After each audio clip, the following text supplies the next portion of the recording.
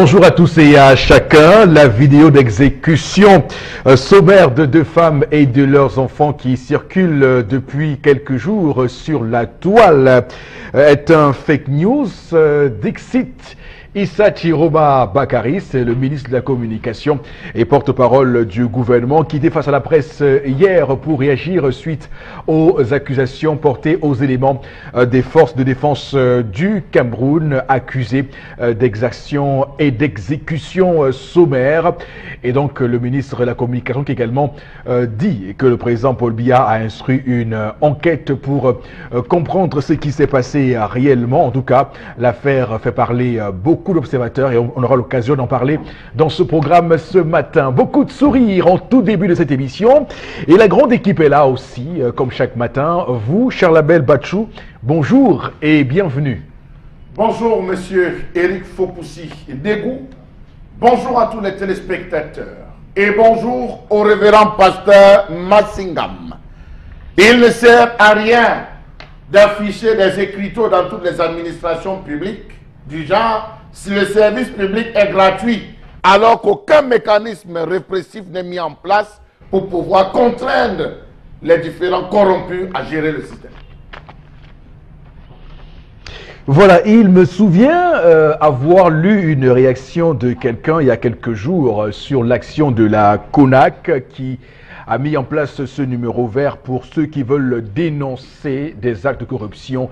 Et cette personne en question disait qu'il fallait juste que la CONAC envoie quelques-uns de ses agents dans les différents lieux qu'on connaît, dans les tribunaux, dans les services de contrôle de la police sur la route, pour voir effectivement ce qui se passe concrètement là-bas. Donc c'est des pistes qu'on pourrait avancer pour mieux lutter contre la corruption, alors que nous sommes le 12 juillet 2018, le lendemain du 11 juillet qui a été institué par l'Union africaine comme étant très prochainement, comme désormais étant la journée africaine de lutte contre la corruption.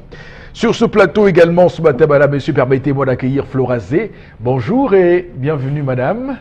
Bonjour Eric Fopoussi, bonjour à vous sur le plateau, bonjour à nos chers téléspectateurs. Dans le cadre de la revue des réseaux sociaux, nous allons revenir notamment sur cette fake news et sur pas mal d'autres informations, notamment ces pénalités déjà qui s'élèvent à 14 000 francs CFA quand on parle de l'office du baccalauréat du Cameroun pour retirer notamment les différents diplômes. Il y a donc, selon des périodes bien déterminées, des frais qu'il va donc falloir débourser pour retirer ces différents diplômes. Et maintenant, cette information se communiquait qui a tout de suite permis à nos chers internautes de déballer un peu leur colère à travers quelques réactions. On y reviendra dans le cadre de ce programme.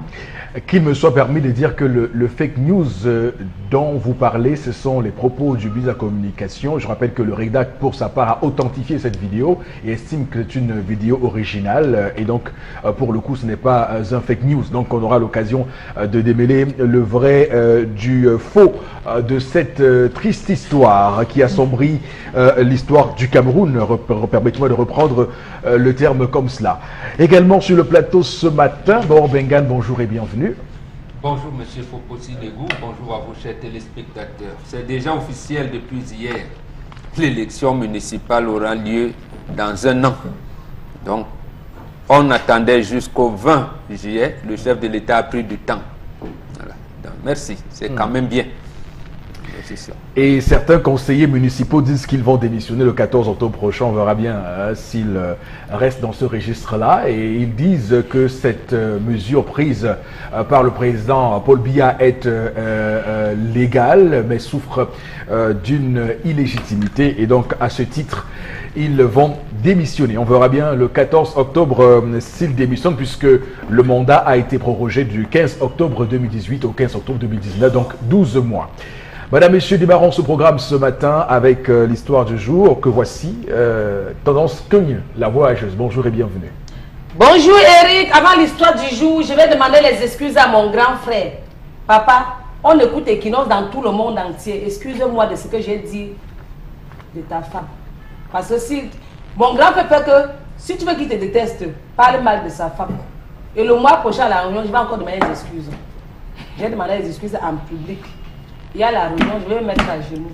Papa, laisse. Je sais que tu es fâché parce que j'ai parlé mal de ta femme. Comme elle n'aime pas les conseils. Je demande pardon. Bon, c'est bien de demander pardon. Oui, mais sauf que nous, on avait pour vocation de consolider les couples. Donc, en réalité, il doit te dire merci. Parce que ça consolide son couple. Voilà, papa. La bouche qui parle trop détruit. C'est toujours la même bouche qui arrange. Quand quelqu'un commet des erreurs, on rejette les erreurs, on récupère la personne. Est-ce que tu dois me jeter, Père Momo? Non. S'il fallait jeter quelqu'un, c'est que tu m'as jeté, oui ou non? Oui. Voilà. Aujourd'hui, on va parler de bailleurs et locataires. L'OCPOM. Dispute entre bailleurs et locataires. Chers téléspectateurs, cotisez l'argent, même si c'est 5 francs. Même si c'est 200 francs par jour, lancez dans la caisse pour acheter votre part de terrain.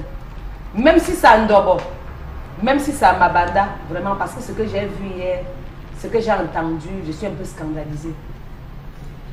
Les bailleurs qui dictent leurs lois aux locataires, je vais dire au gouvernement, maintenant ils vont sortir la loi. Comment chaque locataire doit se comporter vis-à-vis de son bailleur, comment un bailleur va se comporter vis-à-vis de son locataire. C'est une dame, elle m'a appelé. Bon, hier, s'il y avait un peu l'embouteillage, je devais arriver à trouver qu'il y a mort d'homme. Elle a ménagé hier dans une maison où elle avançait 1 an. Elle est au 3e niveau. Mais sauf que, à l'heure qu'elle mettait les photos au mur, elle collait les photos au mur, elle a mis le clou. Comme quand on met les photos au mur, on met les clous, on cogne. À l'heure qu'elle a mis les photos au mur, elle était en train de cogner. Le bail a débarqué. Que madame, ouvrez. Ne me détruisez pas la maison. Ouvrez ça, vite fait. Qui a dit à la dame si on met le clou chez moi? Oui. La dame est sortie que oui, monsieur le bailleur, papa. Il y a encore quel problème? N'est-ce pas, j'ai donné 1 an de loyer avec 2 mois de caution que vous avez demandé. Le bailleur dit qu'il ne s'agit pas de ça, madame. Il s'agit d'une perturbation crânienne. Donc son crâne. Et quand il cognait là, ça touchait que le crâne. Le bailleur a dit que ici chez moi, voilà les instructions que je vous donne. Même si j'ai oublié de mettre ça, de montrer ça dans les bails, les trucs de bail là où on appelle le ça. Contrat de bail. Le contrat de bail. Oui. Je vais encore citer, prenez le stylo. Pas de clous chez moi. Pas de clous. Donc si vous voulez mettre les photos, mettez au sol. Soit vous cherchez une table, vous fabriquez une table, vous alignez les photos, que ce soit les photos de mariage, les photos de votre mari, des enfants, même tout ce qui concerne photo, classez au sol, ne mettez pas sur mon mur. Deuxième chose, madame, chez moi, pas de four à charbon. Il n'y aura pas de four à charbon chez moi, même comme vous êtes à l'étage. Et en bas, dans la grande cour, maman, voilà les cordes que j'ai mis pour tous les locataires. Tous les locataires qui sont là. Si vous voulez sécher les habits, descendez dans la grande cour, vous séchez les habits. Parce que ici où il y a le balcon, on ne sèche pas les habits. J'en ai terminé, Eric. Madame a dit que je ne peux pas supporter, soit tu rembourses. Il m'a dit qu'il ne rembourse pas. Donc il a donné les instructions que chez lui, pas de clous, pas de four à charbon, même pas de bruit. Il y a les instructions qu'il a données chez lui. Que ici, là, c'est lui qui commande. Ici, la personne qui ne veut pas parler. J'en ai terminé. Très bien. Alors, c'est du domaine du civil, hein, cette question ce matin, donc du code civil camerounais en la matière. On parle de contrat. Et le contrat de bail était un contrat synalagmatique. Ça veut dire que les 2 parties co-contractantes se donnent des obligations et des droits. Et donc, le bailleur, en tant que celui qui met à disposition un local à un individu, a donc l'obligation de mettre ce local-là dans des bonnes conditions. Et donc l'individu a l'obligation en question, donc celui qu'on appelle locataire, de payer ce pourquoi ce local a été mis à sa disposition, mais également d'entretenir l'endroit en bon père de famille, puisque nul ne viendra à l'idée de prendre un local et de le rendre au moment de la fin du bail dans un piteux état. Donc c'est clair que... mais ce qui est désormais récurrent, et on le voit bien, c'est cette caution qui est le plus souvent mis dans les contrats de bail, qui vaut ce qu'on pourrait qualifier ici de dommage si jamais à la sortie de ce local il venait à avoir des dommages. Donc le bailleur pourrait évaluer les dégâts qui ont été commis et défalquer cela dans la caution. Donc une fois qu'on a dit ça, je veux bien comprendre ce qui fonde le bailleur à faire ce qu'il fait. C'est un régime de terreur qu'il impose à son locataire. Vous m'en direz sur ce plateau si c'est comme ça que vous voyez les choses, où il y a des locataires qui pour vous exagèrent parfois dans leur jouissance du bien qui est mis à leur disposition. Alors, je commence par vous, Florazé, pour vous demander qu'est-ce que vous en pensez? Non, je crois que le bailleur est peut-être dans son droit aussi, parce que même dans la gestion ou dans l'entretien même de sa bâtisse, mais je crois qu'elle a peut-être la fautée parce que comme Tendance l'a si bien dit dans l'histoire, il a dit même si je n'avais pas noté, je ne sais pas s'il y a un contrat de bail au préalable qu'il a instruit, qu'ils ont signé, ça déjà c'est le problème. Maintenant, quand il n'y a pas un contrat qui est préétabli à la base, on en vient justement à ce type de dispute. Et comme vous l'avez si bien dit, ça veut dire qu'à un moment donné, quand le locataire est déjà dans les lieux et s'étant déjà acquis des droits du bailleur, il doit utiliser ce bien comme étant le sien. Donc, il jouit de tous ses droits à ce moment précis. Maintenant que les bases, c'est-à-dire contrats bien définis, n'ont pas été établis, on s'en vient à se crêper le chignon. Ou justement, où le bailleur qui arrive, qui dit vraiment, je ne veux pas si faire ça. Et ça sont justement des problèmes qui peuvent se solver à la base. Je vais dire, on peut éviter d'en arriver là. C'est-à-dire à la base, quand tous les partis savent ce qu'il faut faire. Maintenant, quand il y a un parti qui ne s'acquitte pas de sa part de responsabilité, mais oui, on en vient même à porter plainte, pourquoi pas. Donc, je crois que c'est... mais est-ce qu'il n'y a pas... évitons de faire ici, sur ce plateau, ce matin, la langue de bois. Hein, parce que j'entends des gens parler de leur bailleur en des termes souvent très durs. Et je m'étonne de ce que sur ce plateau, Florazé, vous soyez avec autant de... Vous preniez l'affaire avec... autant de légèreté, entre guillemets. Je ne veux pas vous reprocher de le faire. Mais sauf que Florazé, est-ce qu'il n'y a pas des bailleurs? Parce que j'entends souvent les gens dire que leurs bailleurs ont des totems, un truc comme ça. Ça aussi, il faut le prouver, Eric. J'entends des gens dire, je n'ai pas dit que c'est ça qui est la règle. Et que souvent des comportements que vous avez chez vous peuvent être des comportements de nature à nuire à cet totem-là, entre guillemets. Et donc, ils viennent vous créer des ennuis pour un tout ou pour un rien. Non, et puis d'où la réaction du bailleur. Oui, ça aussi, il faut le bruit du clou peut-être en train de nuire, c'est pas le sommeil d'un bois. Non, le bailleur dans cette histoire estime que... Oui, peut-être, personnellement, j'ai vécu ce type de situation. Moi, je donne raison au bailleur. Parce que le bailleur estime qu'en mettant un clou, ça détruit. Là, je ne sais pas en quoi réellement est faite la maison, si d'un côté, il y a des matériaux provisoires aussi. Donc, il estime qu'en mettant un clou, ça détruit vous-même visiblement, de façon pratique. Il estime que ça détruit Vous pouvez imaginer, si vous prenez un local, si ça détruit, vous mettez 10, 15 clous. Si ça détruit, il y a une caution. À la fin de ce contrat, il défale que la destruction... À la fin, c'est pourquoi je dis que on peut bien s'entendre au début. On s'entend au début, Eric, et on fixe les bases. Il y a des qui vont vous dire qu'ici, on ne fait pas ça, on ne fait pas ça, on ne fait pas ça. Dans cette cité, vous respectez. Par exemple, le cas de ce matin, moi, j'ai face à cette histoire. C'est-à-dire que où le bailleur vous dit qu'ici... Donc, un bailleur peut vous dire que vous ne rentrez pas chez vous à 22h, vous rentrez pas chez vous. Je dis que où ici, le bailleur vous dit oui. Oui, parce que à l'entente, oui, bien sûr, avec la complicité de tous les locataires. C'est-à-dire, si on vous dit à une certaine heure, peut-être à cause de l'insécurité qui prévaut dans le quartier, on vous dit ici où il faut avoir une clé. Je dis que ce sont des règles qui sont peut-être fixées par le bailleur, mais et puis on entend, puisqu'on vit en communauté, Eric Fopoussi, et le bailleur maintenant, visiblement, ne vit plus pour lui quand il a déjà des maisons et autres qu'il met en location. Mais je dis que tout ça se sauve à la base. Quand à la base, un contrat a été établi, Eric Fopoussi, on en vient placer le crêpe le chignon, vu que c'est le contrat qui vient après solver tous ces problèmes. Ça, maintenant, je suis sûr qu'il n'y a pas eu de contrat. Donc, du coup, maintenant, le bailleur peut entrer, il sort comme il veut, etc. et tout. Mais le locataire a des droits, comme le bailleur également a des droits, parce que c'est lui qui initie le local. Donc, à la base, c'est lui qui a déjà la possibilité de fixer ses règles. D'accord, très bien. Alors, moi, j'ai regardé tout récemment une vidéo sur YouTube de Marcel et de Muriel qui parlait justement des bailleurs et une bailleresse qui arrive chez...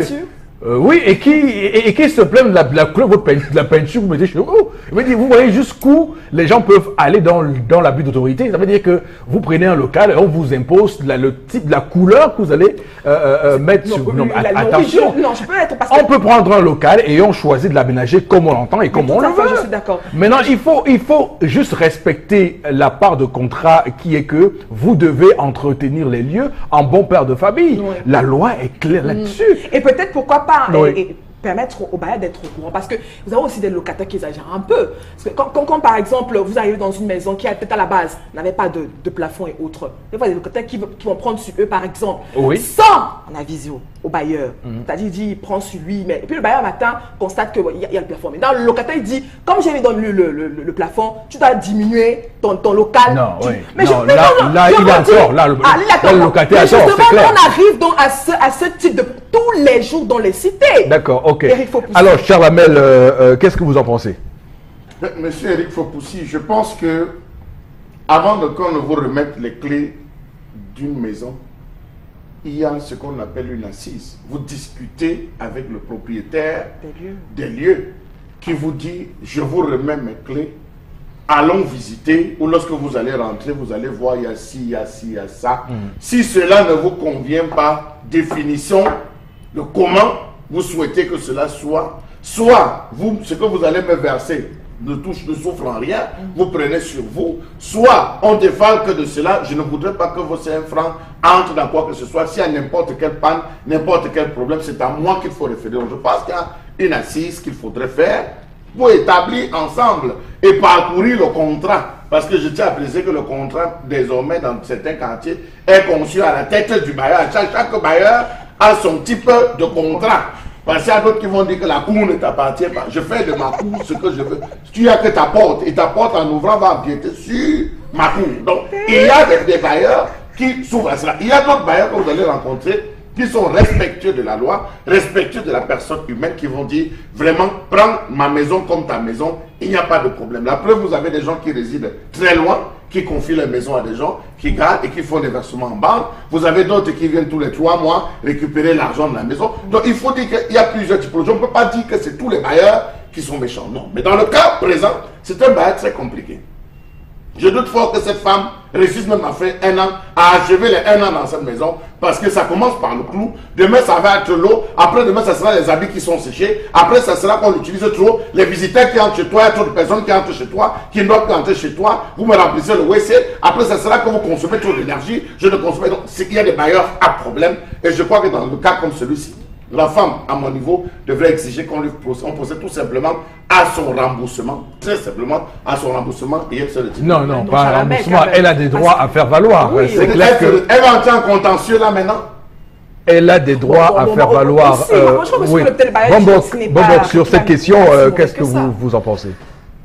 Beaucoup de choses, mais 2 me semblent fondamentales. C'est une relation conflictuelle qui s'engage là. Oui. Relation conflictuelle.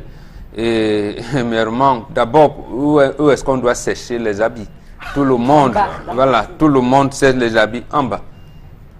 Vous n'êtes pas là, pourquoi on n'en sèche pas dans son balcon? Il dit, il ne veut pas. C'est conflictuel déjà. C'est-à-dire, vous n'avez pas l'emploi du temps du locataire qui arrive. Est-ce que quand il laisse ses habits dehors, il est au travail, la pluie, non, le bailleur va prendre sur le soin d'enlever les habits, de les mettre et tout. C'est des problèmes. Donc, déjà le clou, c'est-à-dire que lui n'a pas prévu de clou. Ça veut dire que même la photo, comme nous sommes tous les RDP6 ici, tout le monde veut mettre la photo du président Paul Biya. On m'interdit même de mettre la photo de mon président national alors que j'aime le voir quand j'entre. Ça devient un problème. Donc, c'est une relation conflictuelle qui s'engage là. Et nécessaire que oui, vous avez 5 enfants. Vraiment, le prochain voie, c'est vous qui allez vider la fosse septique. Parce que les autres locataires, chacun est avec son épouse et un enfant. Votre rythme de voilà, votre rythme de bain là, vous avez rempli la fosse. Donc, qu'il s'asseye, il demande à son bailleur, qu'il trouve négociation, peut-être il va faire 3 mois le temps de trouver un autre local où elle pourra aller. Parce que là, c'est une relation conflictuelle qui s'engage là. Donc, ce bailleur-là, il n'a pas raison. Mais bon, comme il a c'est son domicile privé, il donne les règles qu'il veut. Bon, vous ne voulez pas. Et il a dit il faut qu'on soit qu'il a oublié. Non, c'est privé. Non, à partir du moment où vous concédez un local à quelqu'un, ce n'est plus votre domicile. Hein. Oui, mais sur la base de contrat, il peut dire chez moi, même si c'est la peinture, vous me demandez, vous ne faites rien. Vous avez donné vos 100 000 francs. Mais ça, c'est à l'avance. Voilà, mais c'est ce que Tendance a dit. Il a dit, Tendance a dit, c'est un contrat. Il a dit, c'est vrai, ce n'est pas prévu dans mon contrat, mais sache que. Il a dit, c'est bien de l'avoir dit le premier jour où tu entres. On rembourse ces 100 000. Le premier jour là, c'est bien de l'avoir dit le premier jour. Là maintenant, qui le locataire de lui dit, bon, laissez-moi faire 2-3 mois, on rembourse. Et là maintenant, le locataire, parce que c'est une relation conflictuelle, il doit faire enregistrer le contrat aux impôts, il doit faire enregistrer le contrat et porter plainte. Au cas où il ne rembourserait pas. Donc, il doit faire valoir la caution. Parce que la caution qui est versée, ça sert à quoi, mon Bengan? Mais attendez, déjà pour l'énergie électrique et l'eau, vous venez, nous savons que le prix au kilowattheure coûte tant. Mais vous venez, c'est quand il dit chez moi, même si la facture arrive tant, puisque il n'y a pas, je n'ai même pas de compteur divisionnaire. Voilà. Je vais te dire, toi, tu me paies le courant à 200 francs kilowattheure. Tu veux, tu entres, tu veux pas, tu pars. Donc, il y en a qui imposent ça comme ça. Vous lui dites, bon, location de compteur, c'est 500 francs. Au lieu de diviser les 500 francs par le nombre de gens qui habitent, il dit chacun donne 500 francs. Alors que vous avez un seul compte. Donc, il y a des gens belliqueux qui viennent comme ça. Et il y a aussi que j'observe l'esprit de certaines personnes qui ont cette obsession à investir dans l'immobilier, qui espèrent se faire beaucoup d'argent et pourtant on peut investir ailleurs. Ce qui se passe actuellement au Cameroun risque dans les jours, dans les années à venir, créer une bulle financière comme ce qu'on a vu en Espagne. Les gens vont commencer à spéculer sur les habitations parce que tout le monde veut être bailleur, tout le monde veut construire une maison et mettre en location. Au final, on va se retrouver dans une configuration où il n'y aura plus de locataires et les gens vont construire des maisons, n'auront plus personne pour venir les louer et ayant pris constaté des prêts en banque, vont se retrouver dans une... Non, il faut dire aux gens qu'il y a d'autres secteurs où on peut gagner de l'argent sans forcément passer par des voies alambiquées comme je le vois actuellement. Vous pouvez acheter une portion de terre, faire une culture agricole ou bien faire de l'élevage où vous gagnerez toujours autant d'argent que quand vous mettez des locataires chez vous. Bon, c'était une parenthèse pour sortir de ce que vous disiez ici parce que lorsqu'on surfacture le kilowatt de l'énergie électrique, c'est que forcément on a derrière la tête une idée mercantiliste. Alors, tendance, ton mot ce matin sur cette histoire? Ça sent mauvais. Quand un bailleur commence comme ça, c'est que c'est les bailleurs même qui guettent les locataires. C'est un bailleur même qui a mesure de te donner les clés, les doubles de clés et multiplier l'autre. On vous connaît. Maman, il te rembourse, tu cherches ailleurs. Et les bailleurs comme ça, on ne vous connaît pas aux impôts. Nous, on va vous dénoncer. Moi, je vais vous dénoncer. Vous ne payez même pas les impôts. Tu arrives quelque part, on te dit 12 mois, donc 1 an de loyer, quand même. En temps normal, on va encore ressortir une loi. Mais 1 an là, c'est beaucoup. On soupe pour avoir 5 francs. Dans les pays que je suis parti, par exemple comme à Djamena, tu donnes 2 mois de loyer là-bas, tu es tranquille. Si tu donnes 3 mois même au bailleur, c'est que c'est à cause de ton bon cœur. Tu payes toi tes 1 mois, tu veux louer une maison, tu payes tes 3 mois, tu payes 2 mois. Tu payes même 6 mois au bailleur si tu veux. Mais ici au Cameroun, il y a encore les arnaqueurs dehors, sans compter aussi les agents immobiliers qui viennent encore augmenter le loyer. Tu veux louer quelque part, on te dit, tu vas donner 1 an avec 3 mois de caution, madame, voici les conditions qu'on te donne. Quitte au 3e niveau, descendre dans la cour sécher les habits, c'est facile. Toi, si on te demande de descendre comme ça, sécher, chaque fois tu vas sécher. Le coquille, je vais préparer ça au gaz. Ou je vais tout descendre préparer dans la cour pour que tout le monde sache que soit préparé le coquille. Mieux tu rembourses l'argent, vous, on ne se sépare dans les bonnes conditions. Non. Quand un bailleur commence comme ça, tu ne vas pas faire les beaux rêves. Tu ne vas pas faire les beaux rêves, non. Tu vas détruire. Il y a le four à charbon. Non, il y a le four à charbon. Tu peux acheter ton four pour les mets traditionnels. Tu peux faire le haricot, on ne peut pas tout sur le gaz. Le ndomba, tu peux préparer ça sur le four de charbon. le four à charbon. Mais quand un bailleur te défend, ça veut dire qu'il te déstabilise. Tu ne peux même pas progresser tant dans la maison comme ça. Rembourse l'argent, vous vous séparez dans les bonnes conditions. Elle n'a même pas encore aménagé. Maman, tu ne vas pas faire les beaux rêves là-bas. Sur une maison que quand tu vas en partir au travail, au retour, tu vas piaffer. Et quand quelqu'un piaffe avant de rentrer chez lui, ce n'est pas bien. Et en rentrant, même, tu vas coller ton pied gauche. Ça, c'est dans la... Il est en train de te maudire. Il te maudit. Donc, je vais dire à tous ceux qui me regardent ce matin, ça c'est beau au Cameroun. L'argent est bien là, non? Cherchez la caisse. Parole de tendance que nous. Chaque soir, vous lancez 500 francs dans la caisse. Vous fermez vos oreilles, vous fermez vos yeux.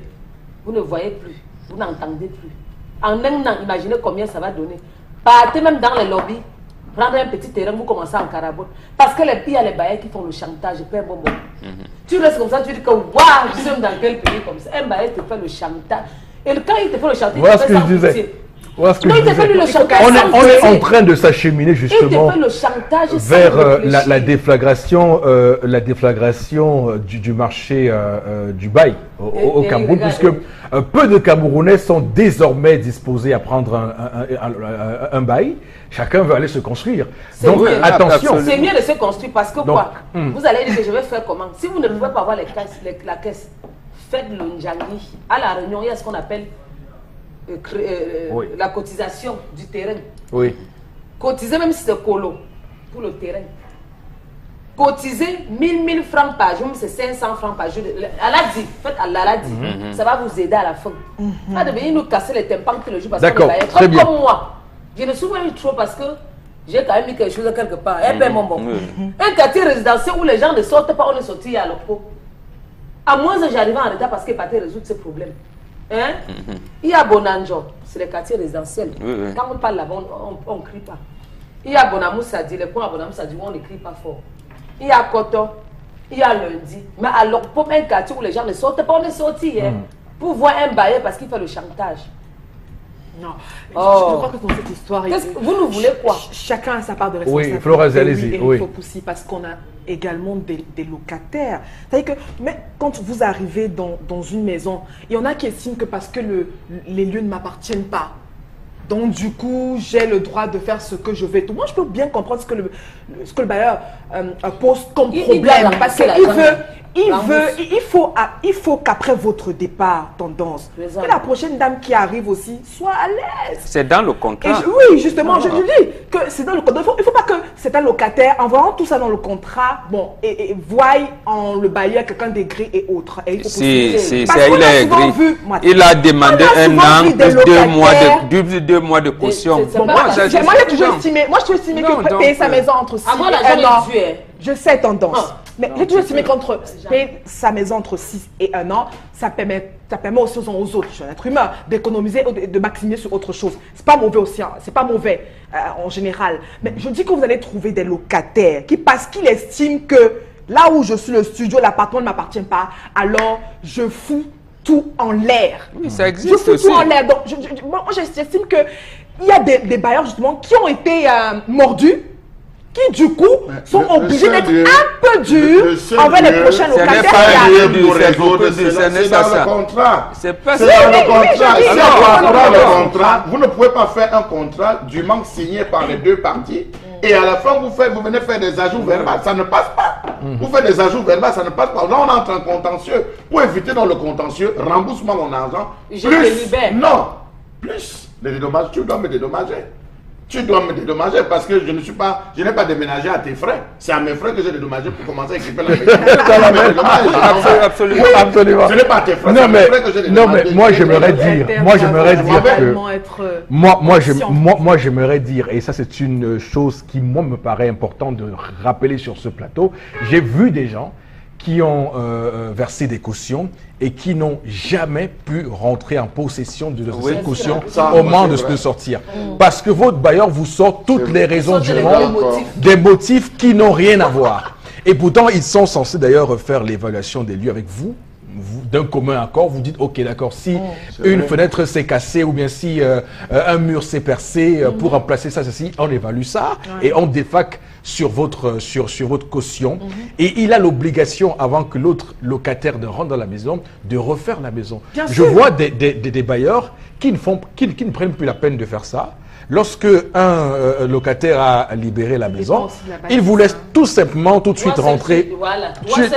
Tu achètes et la peinture, tu mets et les serrures, tu les changes parce qu'il y a beaucoup de choses à changer. Il y a plein de choses qu'il faut faire. Je crois que c'est à la base. Donc, c'est pour dire qu'il y a des choses, et c'est ça.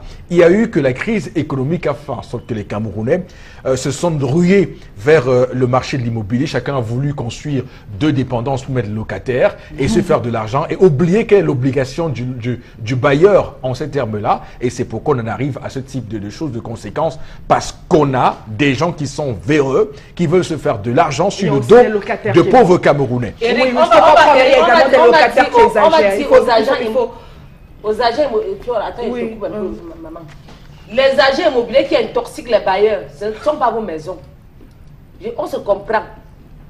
Bassi est gentil, de tous les agents immobiliers que je connais. Bassi, il est au grand monde, il est gentil.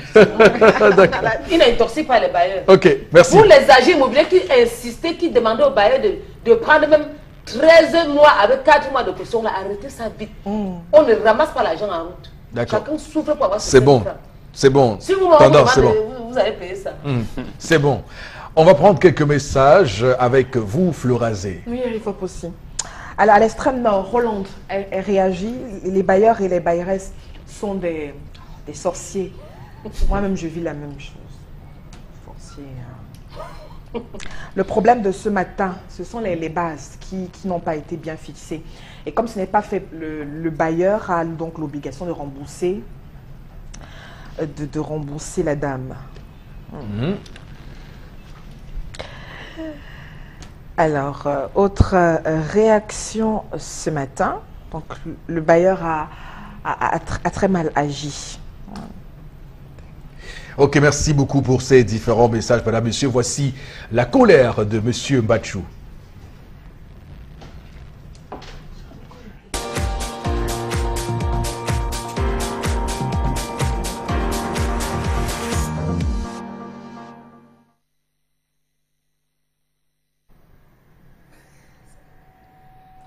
Je m'interroge ce jour sur la question de la fusion Camwater, CDE et à l'accès à l'eau potable au Cameroun. Vraiment. Quelle était la nécessité d'une éventuelle fusion? Point d'interrogation. Avait-on seulement évalué les avantages de la séparation pour se lancer dans une fusion qui elle-même est entrée dans une léthargie? Qu'est-ce qui empêche au finish les Camerounais d'avoir accès à une eau de qualité? Comment comprendre qu'à ce jour, 57% des Camerounais, 57% des Camerounais se battent pour avoir de l'eau? Oui, 57. Comment comprendre qu'avant la fusion, il y avait des problèmes? Tout le monde n'était pas desservi en eau potable. Pendant la fusion, beaucoup de promesses. Après la fusion, calme plat et complice. Silence total. On organise. Oui, la fusion fait en sorte qu'on se prépare. On essaie de hiérarchiser les choses, essayer d'équilibrer les différentes directions. Oui, on travaille à cela pendant que les gens ont besoin d'eau potable. Comment comprendre que l'ensemble des tuyaux de la ville de Douala coulent, sont cassés, pour parler trivialement? Ça coule de Bonabo, Andokpasi, Dakwa, à Mabanda, les tuyaux sont cassés, ça coule et tout le monde puise de l'eau. Alors que les gens ont besoin, les gens se sont connectés au réseau pour avoir de l'eau dans leur domicile. Comment comprendre que l'ensemble des problèmes soient non résolus par les agents de la fusion? Tuyau cassé à Bonamou Sadi, appelez, qui va vous répondre? Déplacez-vous, monsieur, faites le plan. Faites le plan de votre domicile. Allez attendre, on viendra. Et vous allez vous retrouver à écouter la musique de cirage. on attend, jusqu'à ce qu'un éventuel plombier passe. Comment comprendre que l'eau coule de moins en moins à Douala? Comment comprendre que tous les clients ayant payé même ne soient pas connectés au réseau? Oui, j'ai payé, seulement on m'a demandé d'attendre. Comment comprendre que même le service après-vente est inexistant? J'ai payé, mon compteur tourne vite. Allô, qui viendra me répondre? Personne. Conséquence des factures ne font que s'aligner. Comment comprendre le fait que parce que le tuyau est cassé, le compteur continue à tourner dans le vide? Et les releveurs de relever avaient des factures qui arrivent et il faudrait payer. Pourtant, l'eau ne coule pas au robinet. Comment comprendre le fait qu'il soit extrêmement difficile de faire un schéma directeur de l'hydraulique au Cameroun en l'absence d'un véritable plan directeur national? Comment comprendre qu'il soit difficile aujourd'hui de faire une adéquation entre la demande et l'offre? Savez-vous que même la connexion au réseau n'est toujours pas synonyme de l'arrivée régulière de l'eau dans certains foyers? Comment comprendre que de 2002 à 2018, soit 16 ans, l'on n'a toujours pas réussi à résoudre de moitié les problèmes liés au management et à la vétusté du matériel? On accuse au bouffeur. On accuse au bouffeur, directeur à vie de l'ancienne SNEC ou de la défunte SNEC, lui-même déjà mort. Comment comprendre l'octroi de multiples crédits dans le secteur de l'eau et cette vétusté criarde des équipements qui engendrent des pertes substantielles d'eau en qualité et en quantité? Où va l'ensemble des crédits octroyés au Cameroun si la pénurie d'eau reste encore due à un déficit d'investissement lourd dans les infrastructures depuis les années d'indépendance, notamment 1960? Comment comprendre le fait que beaucoup d'eau disparaît dans le circuit de distribution à cause des fuites mal gérées, mal diagnostiquées par l'équipe de puissants experts expatriés? Comment comprendre la multiplicité des pannes dans les unités de production vétustes? Savez-vous par exemple que le complexe de Japoma, dans la capitale économique Douala, date de 1954, que le complexe de Masumbu a été mis en service dans les années 1980? Savez-vous que seuls 65 000 mètres cubes étaient produits par jour pour les 115 000 mètres cubes escomptés en 2011 à cause d'une fréquence de panne des machines de l'ordre de 2 à 3 fois par mois? À quoi donc aura servi la séparation de la construction des infrastructures Camwater et la CDE, la Camerounaise des eaux, en 2005 et la refusion?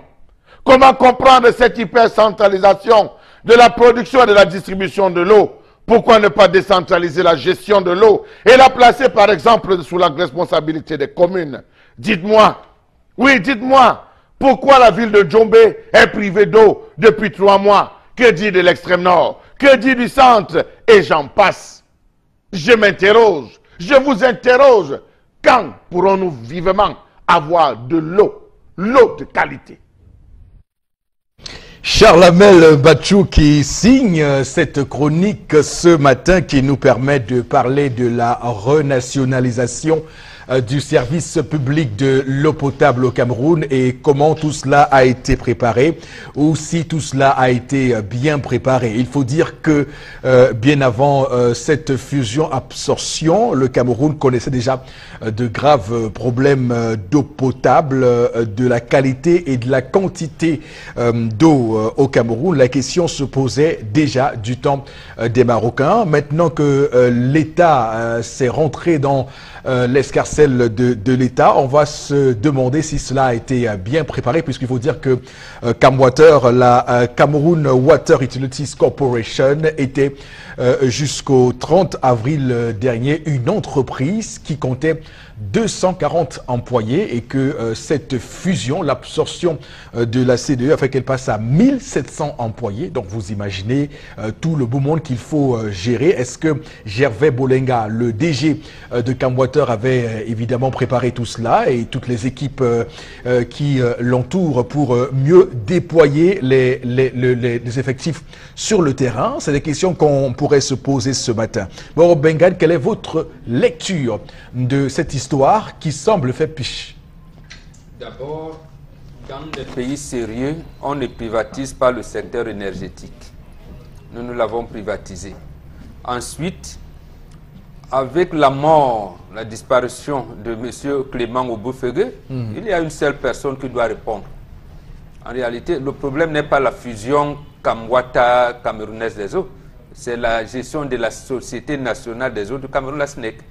Donc c'est le sénateur Kemayou, l'honorable ou le vénérable. Apparemment, on appelle les sénateurs au Cameroun les vénérables. Donc, le vénérable Kemayou, qui est aujourd'hui sénateur, et Dieu seul fait les choses, sénateur du littoral, là où, de la région du littoral, là où il y avait le siège de la Société nationale des eaux du Cameroun. Et le Sénat représente les collectivités territoriales décentralisées.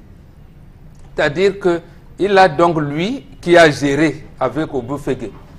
Il sait, parce que les deux étaient contre la privatisation de la SNEC, il faut le rappeler. Et je me rappelle encore qu'ils avaient commis un certain Évariste Abessolo qui faisait office de lobbying. Il l'avait recruté pour empêcher la privatisation de la SNEC. Bon, Oboufégué étant parti, il faudrait bien que le sénateur Kemayou, cela, il ne peut plus nous dire aujourd'hui qu'il a l'obligation de réserve parce que, ayant pris un mandat électif pour représenter les collectivités territoriales décentralisées, parce qu'ils avaient une politique à l'époque qui visait à ce qu'effectivement l'eau coule et partout. Et l'eau potable, quand les problèmes que l'eau de la SNEC n'avait rien de ce qu'on apprenait à nos enfants de l'école primaire, incolore, inodore, sans saveur, l'eau de la SNEC était vraiment semblable à, je ne sais pas moi, l'eau de mare d'eau qu'on trouve dans les rues. Il nous disait buvez, ça ne fait rien, buvez. Et on buvait, on attrapait des maladies. Donc lui qui doit nous expliquer aujourd'hui, M. Foposi Negou, c'est même lui qui peut demander au ministre en charge de l'eau, de l'énergie, que à tel niveau, pourquoi ceci, pourquoi cela. Mais comme le gouvernement ne veut pas répondre devant les représentations nationales, bon, il y a raison d'être là. Alors, comment donc on peut faire désormais avec... Qu'ils viennent avec une proposition de projet de loi, une proposition de loi. Il représente quand même les collectivités territoriales décentralisées et anciens qui pourrait édicter quoi comme disposition pour que les choses se mettent en place, Bobo Bingan? Comment on pourrait changer les choses? Il sait comment ils ont géré la SNEC. Pourquoi il disait que la SNEC ne devait pas être privatisée. Il sait ce qui se passe aujourd'hui avec l'échec de cet affermage-là, de cette privatisation. Ce contrat d'affermage. Donc voilà, je vous dis, c'est la personne indiquée. Il est même mieux indiqué que, comment l'appeler l'ancien, le ministre qu'on venait de mettre en prison là, à Tanganakuna. Monsieur Kemayou, le sénateur Kemayou est mieux outillé que tout le monde au Cameroun pour nous dire ce qui se passe exactement. Parce que du top management, il est aujourd'hui du côté des élus qui représentent les collectivités territoriales. Donc, en fait, ils doivent. C'est pour ça que dans des pays sérieux, des gens comme ça devraient parler, devraient même écrire des ouvrages, devraient nous dire. Donc, moi, c'est lui, la personne primordiale aujourd'hui. Que vous interpellez, vous appelez au sens des responsabilités pour que... Bon, maintenant, il ne peut pas lui-même s'auto-nommer. Si, il peut. S'auto-nommer. Le statut, si, il peut. Déjà, comme il est sénateur élu, il n'est pas sénateur nommé. Il est sénateur élu. Pourquoi a-t-il sollicité? D'abord, il a son deuxième mandat. Il a sollicité au sein du RDPC d'être élu sénateur dans le littoral, comme il disait dans la campagne, que je connais mieux que l'Ouest. Donc, même la capitale politique, qu'est-ce qui a-t-il passé avec Colavino? On n'a pas pu prendre l'eau de Nyong pour Yaoundé. On ne peut pas prendre l'eau de la Dibamba pour Douala. L'eau de Mungo pour desservir les populations. Il sait, c'est lui qui a la carte, puisque depuis au moins 30 ans, il sait de quoi il parle. Quand je parle de 30 ans pour être plus modeste, mais il connaît la technicité, le management de l'eau, la distribution et tout. D'accord, parce que sur le plan managérial également, il y a des questions qui commencent à se poser puisque les directeurs qui étaient jusqu'alors à la CDE sont aujourd'hui en train de se plaindre qu'ils seraient menacés de par leur fonction et que Gervais Bolenga est en train de vouloir passer en force les gens, ses proches à lui, ceux qu'il estime être à même de mener les missions de Camboateur dans ce registre-là. Comment on peut arbitrer ce type de non, là c'est le propriétaire de l'entreprise qui fait problème, l'État du Cameroun.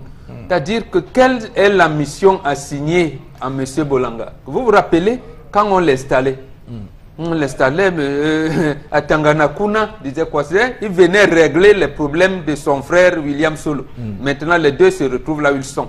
Donc en fait, le propriétaire n'a pas d'orientation claire. C'est la même chose qui se passe avec la Kamwata, l'ancien SNEC, parce que ça revient à l'ancien SNEC. C'est la même chose qui se passe avec Camerco, qui se passe avec Camtel. Donc le propriétaire de ces entreprises-là ne voit pas clair. Ou alors veut que ce soit flou. Parce qu'on leur donne ils appliquent les lois non écrites qu'on leur donne derrière et tout. Et ça revient évidemment à ce que préconise le professeur Viviane Biwale-Ondoa dans un récent ouvrage qu'elle a co-dirigé, ouvrage qui est intitulé Loi de 2011 sur les entreprises publiques au Cameroun, reculade et innovation. Donc elle évoque clairement les reculades de la loi, comment on pourrait faire pour faire que les entreprises publiques soient beaucoup plus performantes de par leur management. Alors, Charles Abel Bachou, vous, qu'est-ce que vous dites ce matin sur cette question de la CDE? Monsieur Eric Fopoussi, j'ai comme l'impression que nous naviguons à vue d'un. De deux, une gestion par embuscade très prononcée. Et de trois, une finalité à taux zéro. Ça veut dire que nous ne sortirons jamais de l'auberge. Sauf si un messie arrive, monsieur Eric Fopoussi. Je vous prends des faits très simples et, comment je veux dire, palpables, qui parlent d'eux-mêmes. Nous avons eu 2 conventions de crédit acheteur d'un montant total de 55,7 milliards de francs CFA signées en 2015 entre la Belfius Belgique et le gouvernement camerounais via le ministre de l'époque, non de l'économie, Emmanuel Ganou Doumessi, portant sur le financement du complexe industriel portuaire de Kribi, d'une part, et sur le projet de réhabilitation des systèmes d'eau potable au Cameroun, d'un montant à peu près de 27 et poussières de milliards. Monsieur le Fopoussi, ça c'est le premier point. Nous avons eu le financement de la construction de 186 km de canalisation dans la ville de Boya, afin d'approvisionner en eau potable la capitale régionale du Sud-Ouest et d'autres zones. Faites un tour là-bas, vous viendrez me dire. Exim Bank de Chine a déjà financé à plus de 200 milliards de francs CFA entre 2008 et 2017 des projets d'adduction d'eau dans notre ville. La Norvège a octroyé 37,8 milliards de francs CFA pour alimenter Meyome Sala, Melon, Konsamba en eau. Allez voir en Dokpasi, plus précisément qu'à Atioyak, vous allez vous rendre compte que les populations s'alimentent à l'eau de source. Monsieur, il faut aussi calculer cet argent. Ça fait combien? Nous parlons de l'adduction en eau. Réhabilitation. Yaoundé a de l'eau. Douala a de l'eau. C'est quelques points qui ont de l'eau. Allez voir. J'ai discuté avec un responsable du château de Lededo qui coulait des larmes en disant que ça ne va pas. Le château est vieillissant. On ne parvient pas à entretenir. J'ai dit un responsable du château qui se plaignait de l'eau. Combien de châteaux d'eau dans le pays? Imaginez-vous, allez voir celui de Waikele.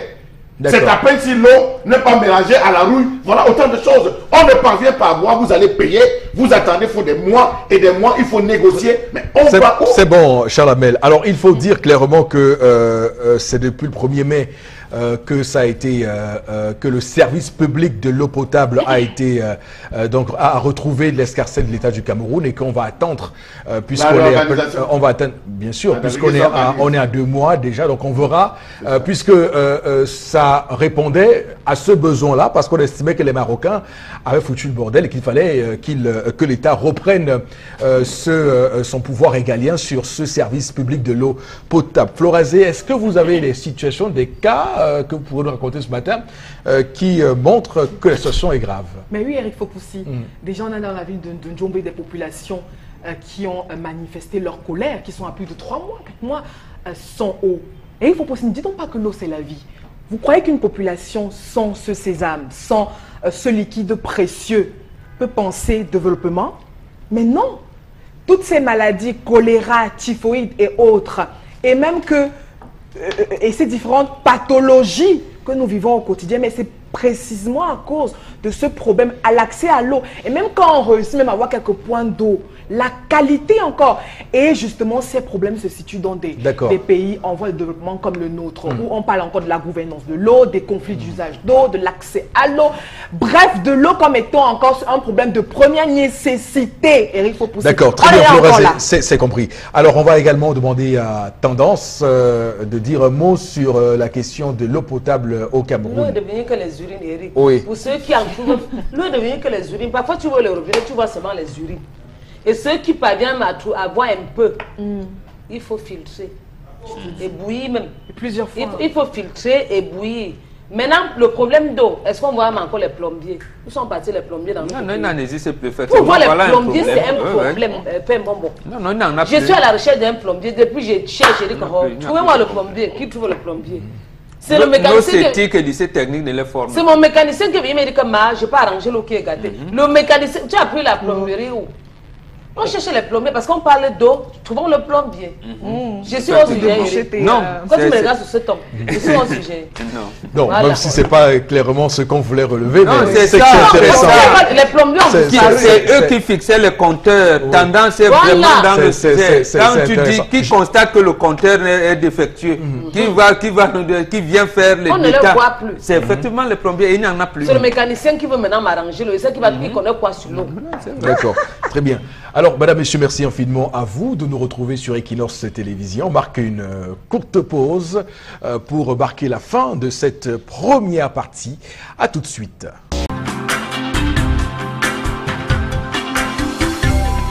L'enfant du rock, bien sûr.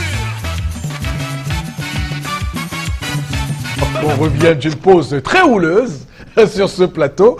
On va tranquillement prendre avec vous, Florazé, les différents messages qu'on nous envoie en réaction au sujet que nous mettons sur cette table. Noël. Alors, Joey, pour cette première partie, je suis avec Joey qui dit, vous êtes toujours en train de dire Njombe n'a pas d'eau depuis 3 mois. Mbanga, c'est 2 ans.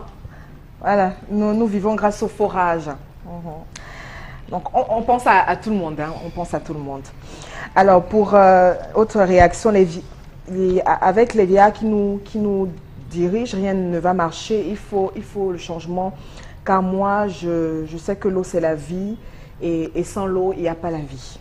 Il faut surtout utiliser des termes polis. Hein, quand vous dites ce que vous dites qui nous dirige, il y a une chose...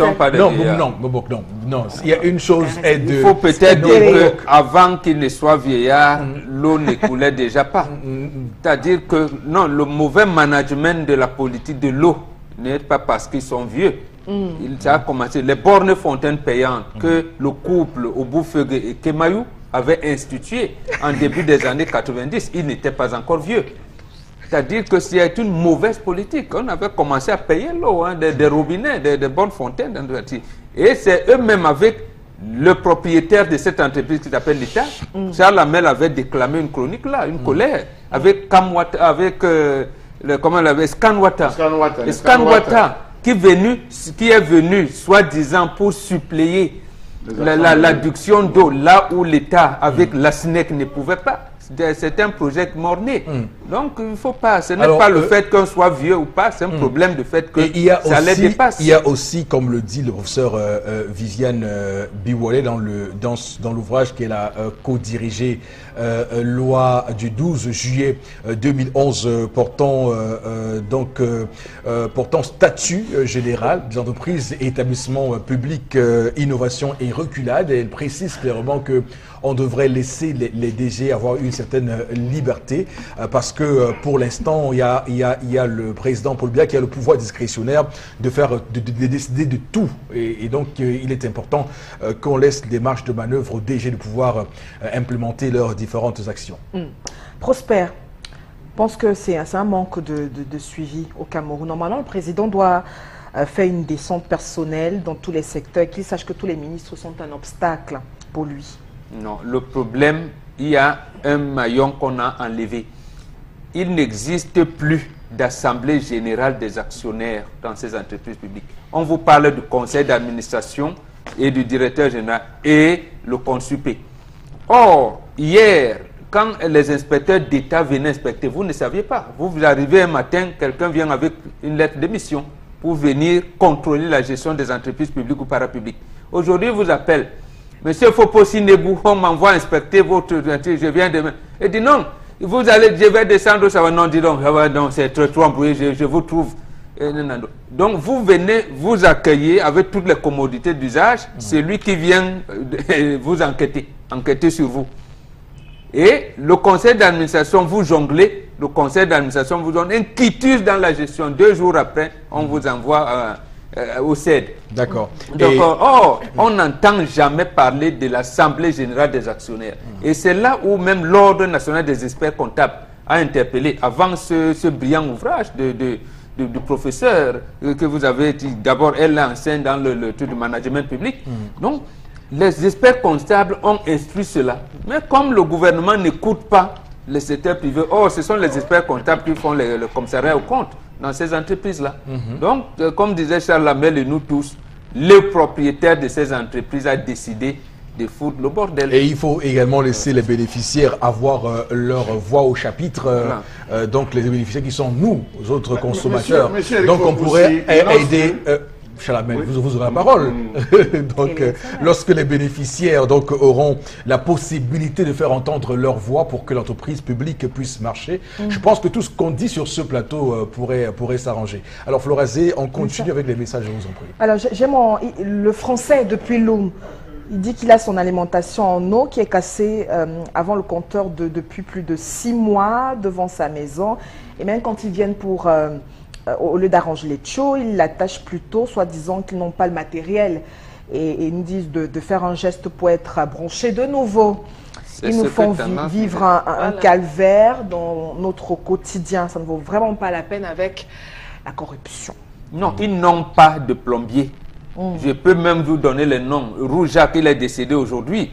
Il était joueur de canon de Yaoundé. Donc on avait recruté, il y avait les plombiers conformés. Il y en a qui sont pris à la retraite, il y en a qui se sont engagés à d'autres activités. Il n'y a pas de plombier au Cameroun. Ça n'existe pas. Alors, vous ne connaissez pas les bailleurs. Les bailleurs là, ce sont des anciens locataires qui ont passé le temps à donner du fil à retordre à leurs bailleurs et aujourd'hui, ils sont des super bailleurs. Il faut voir quand on a cassé le quartier Combat à Bonabéry, ces mêmes bailleurs sont devenus locataires chez leurs anciens locataires.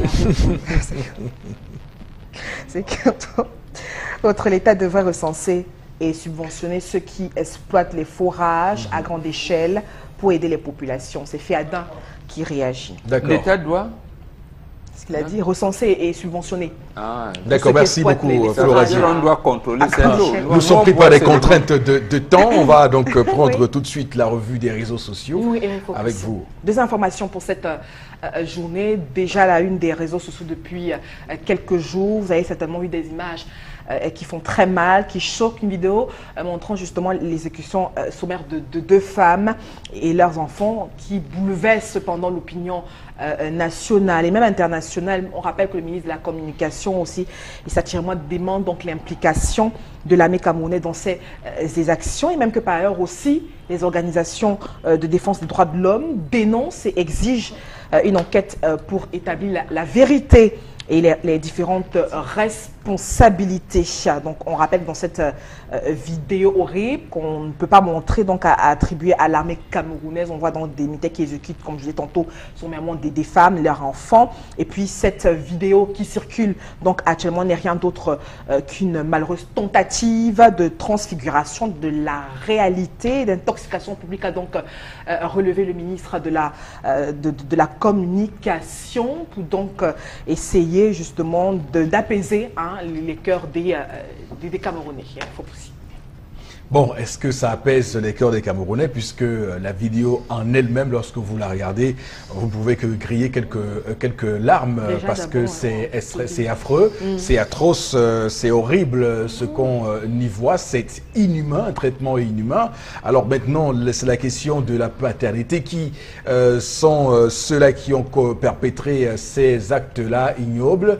C'est toute la question qu'on se pose aujourd'hui. Le porte-parole du gouvernement, dans sa déclaration hier à la presse, a clairement nié les faits et a parlé de fake news, parce que les éléments de l'armée camerounaise ne peuvent pas commettre ce type d'acte. Mais le REDAC dit le contraire et assume cette information et dit qu'elle est réelle. Donc aujourd'hui, comment on doit prendre cette affaire? La première chose, c'est que cette affaire arrive au moment où l'armée camerounaise nous a présenté les images du cannibalisme pour inculper quelqu'un. Or, c'était faux.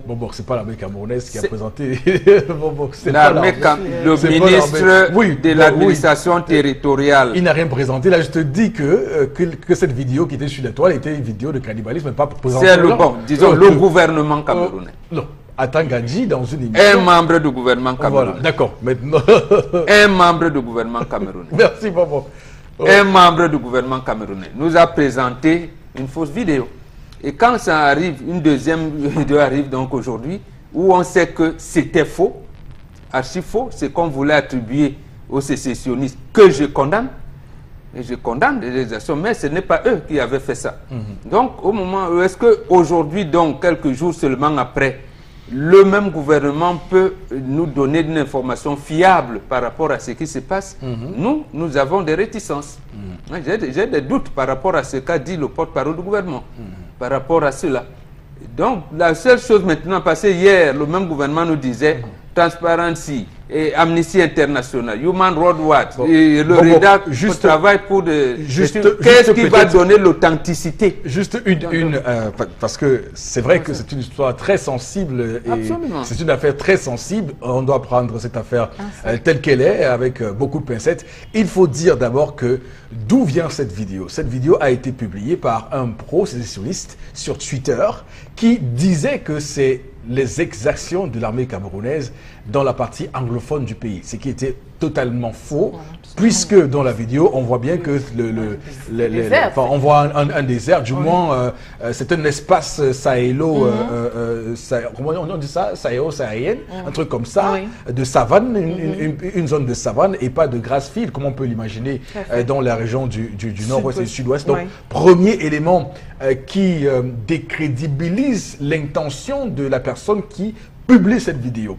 Deuxième chose maintenant, c'est vrai que beaucoup ont fait le lien avec Boko Haram et c'est normal qu'aujourd'hui on se pose la question, est-ce que l'armée camerounaise est en quitte du chaudron de la caisse anglophone pour se retrouver à l'extrême nord du Cameroun? Est-ce que dans les opérations menées dans cette partie du pays, il n'y a pas eu des cas d'exaction? Donc la question, on se la pose et le gouvernement est clair et net. L'armée camerounaise n'a jamais commis d'exaction sur ce terrain-là et que cette vidéo est un fake news, c'est clair et c'est net. Bon, maintenant qu'on fasse des précisions comme on en fait ici, sur ce qu'a dit un tel ou un tel, la vérité c'est que moi je regarde cette vidéo, j'ai du mal à penser qu'un soldat camerounais porte des chaussures avec des chaussures ouvertes. Je veux dire qu'à un moment donné, quand même, il faut être logique dans ce qu'on fait. Tout à fait. Nous sommes dans la guerre de communiquer. Nous sommes dans la guerre des communiqués. Qui viendra donc trancher le débat? Je n'inculpe ni l'armée, ni telle ou telle chose. Mais il faut donc, effectivement, vous avez dit, pour adoucir le cœur des Camerounais. Qui viendra donc? C'est pour cette raison que je dis, ce qu'on considère comme des ONG crédibles et à peu près objectives, le gouvernement camerounais dit qu'ils sont là pour déstabiliser le régime. Donc nous resterons donc avec le cœur meurtri. Et nous ne saurons peut-être jamais la vérité sur cette affaire. C'est pour cette raison que j'ai pris ce cas. C'est les faits. Le REDAC dit qu'elle l'a authentifié. Mais le REDAC dit, mais ce n'est pas une parole d'évangile. Le gouvernement non plus. Je ne peux pas penser que c'est pas une parole d'évangile. Sauf que lorsque vous-même, vous regardez la vidéo, parce que je l'ai regardé, même le discours, même ceux qui parlent, ceux qui s'expriment là-bas, s'expriment à une langue qui n'est pas commune à la nôtre. Donc il faut qu'on soit clair là-dessus. C'est un principe. Alors, Charles Hamel. Monsieur Eric Foposi, c'est la première vidéo où on montre les militants en train de poser des exactions. Oui. Ah bon? Non, non. Oui. Les femmes pas la ont, première? les Non, femmes ont c'est- non, traîné non, C'est pas la dans la première boue. vidéo. Non. Les femmes traînaient dans la J'ai boue dit, ce n'est pas dernièrement. la non. première C'est la vidéo. première Je vidéo. parle des exactions. Monsieur Eric Foposi, Oui, je allez-y. parle français, je parle des exactions. C'est pas C'est la pas la première. première vidéo qui défile sur la toile. Vous ne On a comparez eu pas à cette voir, vidéo on là, a vous. eu à voir une vidéo où il y avait un trou, on a rassemblé les gens et puis les gens tiraient. On a eu à voir en disant que non, c'était des sécessionnistes, après c'était devenu Boko Haram, après c'est cela. Mbombo a dit nous sommes dans la guerre des communicants, on se retrouve avec toutes les parties disent non, c'est pas nous, c'est tel, c'est pas ceci, c'est cela. Donc je pense que un libre cours aux différentes ONG qui ont des gens qui sont sur le terrain, qui mènent leurs différentes enquêtes pour essayer d'établir la vérité. Donc à ce niveau, moi je peux pas dire c'est l'armée, Voilà. je peux pas dire c'est les sécessionnistes, mais là c'est flagrant. Vous dites que vous n'avez jamais vu des hommes en tenue porter des chaussures, des pieds nus, ce qu'on appelle des pieds nus. Moi j'en vois tous les jours, que ce soit des gendarmes, que ce soit ils portent des pieds nus, parfois lorsqu'ils veulent se reposer. C'est pas pour dire et justifier Sur un théâtre d'opération? Non, voilà, Non, par mais exemple attention, ça. sur un théâtre d'opération? Non, j'ai dit j'en vois, je n'ai pas parlé du théâtre. Maintenant que c'est sur Ok. le théâtre Parce qu'on va d'opération, sur le terrain de il faut bien se C'est de poser ça- c'est toutes de les ça qu'il questions. s'agit. Je ne suis pas en train C'est de ça qu'il d'accuser- s'agit, Je Charles. n'accuse pas l'armée, je n'accuse pas les sécessionnistes, mais il faut dire entre les deux vérités, il y a la vérité. C'est de ça qu'il s'agit. Il faut dire que c'est clair et net. Cette vidéo-là ne montre pas l'armée camerounaise. C'est la version qui est réelle. Chaque personne qui est un peu honnête lorsqu'on regarde cette vidéo, Moi, je suis on de ne cet peut avis, pas hein, imaginer que, même quand vous voyez les signes de ces gens, les signes sur leur tenue, ça n'a rien à voir avec les tenues de l'armée camerounaise. Donc il faut qu'on soit vigilant et qu'on fasse très attention à ce qui Maintenant, c'est circule à l'armée de sur la remonter, toile. c'est à l'armée à travers ces différents services de remonter l'adresse IP de celui Voilà. qui a balancé. C'est là où je voulais en Oui, venir. l'adresse Le IP tout de n'est celui pas- qui a balancé. Et Je de suis la- d'accord de avec présenter- vous, mais le tout n'est de le pas de présenter dire, parce que vous maintenant. avez dit Voilà. paroles d'évangile. Non, c'est des faits. L'armée au monde, en fait, même les médicaments que vous achetez en pharmacie, sachez que les firmes pharmaceutiques, lorsqu'on met un médicament valeur, ça commence d'abord à être distribué dans l'armée. Donc l'armée a la technologie de pointe. Absolument. Si l'armée Faut camerounaise remonter. doit donc nous dire L'adresse IP, qu'ils sont c'est là. avec même la possibilité de permettre à l'État du Cameroun de les poursuivre. Voilà. Oui, Et on je a rappelle instruit que une enquête qui doit être ouverte. le colonel Didier Badjek avait réagi d'ailleurs dès mardi quand la vidéo a commencé à circuler et il a dit clairement que c'était une vidéo fake d'ailleurs et que c'était mal monté, Oui. de manière maladroite. Ces termes sont assez précis. Donc pour dire que sur cette question-là, vraiment, on peut être d'accord avec ce régime, mais je pense que sur cette vidéo-là, il y a une volonté On de dit nuire. seulement qu'il fallait donner l'information déstabiliser, complète. Quand on dit monter, ça veut dire qu'on connaît les images qu'on a commentées pour Mais monter. pour l'instant, l'enquête, Voilà. l'enquête, le président Paul Biya a prescrit Inscrit une enquête D'accord. selon les règles d'usage, pas parce qu'il y a un doute. Normalement, dans les procédures de l'armée, lorsque une chose comme ça arrive, il y a des enquêtes qui sont naturellement. statutaires. C'est pas qu'il y a un doute là-dessus, c'est pour faire la lumière et comprendre d'où ça vient, comment Mais c'est voilà, sorti. quand on remonte comment à partir c'est de ceci. l'adresse Twitter, Mais- on va arriver à l'adresse IP, on va prendre ce malhonnête, Voilà. on va le présenter. Oui. Alors, tendance. La vidéo là me hante. Quand quelqu'un m'a envoyé ça sur WhatsApp, je n'ai pas pu regarder toute la vidéo. Et le bébé là m'a fait couler les larmes au point. Je n'ai même pas pu regarder toute la vidéo. C'est Vraiment. atroce. Donc ça veut dire que je ne sais, on nous manipule, on dit montez, nous montons. Descendez, vous descendez. Donc l'image là c'est vraiment au Cameroun, Eric. Non, Je c'est n'entends pas au Cameroun. C'est pas au Cameroun. Guy, ha, la version, papa, ce que veut dire à mon père ce matin, je sais que quand il parle, il me comprend. Papa, s'il te plaît, descends un peu dans la zone anglophone. Tu demandes ce qui ne va pas. D'accord. Lui, non, quand je parle, il comprend. Non, bon, maintenant Papa, cette vidéo, là, avec la crise Non, il faut, anglophone. non, on mélange, parce qu'on a dû mélanger tout sur les réseaux sociaux. Non, S'il non. n'y avait On pas de mélange crise anglophone, on n'aurait n'aurait pas pas avoir les vidéos ces comme ça. vidéos-là. C'est une Je vais dire à mon père que instrumentalisation papa, je sais Oui, que fais grossière. parler Bon, au bon. cœur. Résolvons la crise, Papa, on fais ne parler va ton plus nous cœur. servir des Oui, choses pareilles. On a brûlé le drapeau du Cameroun. Lui, on a brûlé le commissariat. Papa, descend sur le terrain un peu. Tu leur demandes ce qu'ils veulent. Que vous voulez quoi? Nous ne sommes pas nombreux au pays. Et on s'entretue. Quand on meurt, on rentre quand? Il va descendre. Je vais l'accompagner. D'accord. Tu ne vas jamais voir quelqu'un qui est mort et revenir. Je manque pas un bonbon. Non, je ne mens pas. Si il manque sur l'autre, là, tu dis qu'il manque. Non, non, tu Ah, ne mens pas. d'accord. Même le Christ qu'on a dit, on ne l'a pas vu. Même qui? Jésus, les personnes seulement l'ont vu. Donc quand on parle là-bas, on ne revient pas. Mon pays Moi, me fait peur. je peux revenir, mais tout le monde ne me verra pas. Ah, Donc, d'accord. Flora, même mon nombre, Nous donc qui il sommes marche doublés. comme ça. Je vous ordre comme ça, c'est pas bon, Eric. Je dis que quand il marche, même mon nombre me fait peur. Oui, Donc absolument. il regarde mon nombre comme ça, il dit que, oh, magie. Oui, justement, je crois que c'est le Quand but. même. Hein. C'est le but de certaines personnes de faire De en sorte que traumatiser. de traumatiser Je suis les populations. C'est Ça le ne but. va Mais plus. moi, je suis comme David, avec Eric Fopoussi, je refuse de croire que c'est l'armée qui Faut passe pas à ce croire, type c'est pas de- qu'il faut croire, de- c'est les- de- ce sont de les passer faits. par ces Flora, vous actions. faites comme s'il Et fallait je faut crois que croire ou non, pas non. croire. Et je crois que non, parce que Ce sont les faits. comme Bamba, comme Chalamet et tout, il y a des personnes qui se posent des questions. Je suis sûre, Eric Fopoussi, vous avez eu des appels un peu de partout. Des gens, mais Flora, qu'est-ce qui se passe au Cameroun et autres et tout. Absolument. Donc maintenant, Non, je les crois appels que que j'ai, les appels que Oui. j'ai reçus Uh-huh. sur cette vidéo, c'est ceux qui me rappelaient depuis la France que Oui. cette vidéo aurait été tournée au nord de la RCA à l'époque où il y avait la guerre faisait rage là-bas entre ex-Sénéca nord. anti-Balaka. Kivu et Donc on autres. parle du vidéo tourné au Nigeria avec les terroristes Boko Haram. Donc vraiment, ça n'a rien à voir au Cameroun. Il faut qu'on soit Et précis. il faut, et net. il faut le dire. Oui. Et il faut rassurer les populations. Parce que tout le monde panique, Eric Fopoussi. Donc il faut Les gars ne rassurer. font que partager ça sur les réseaux sociaux, Flora, et ça me fait peur. Chacun partage, les gens partagent. Mon frère. C'est triste. Parce que Moi, moi, j'ai je des suis trucs. dans...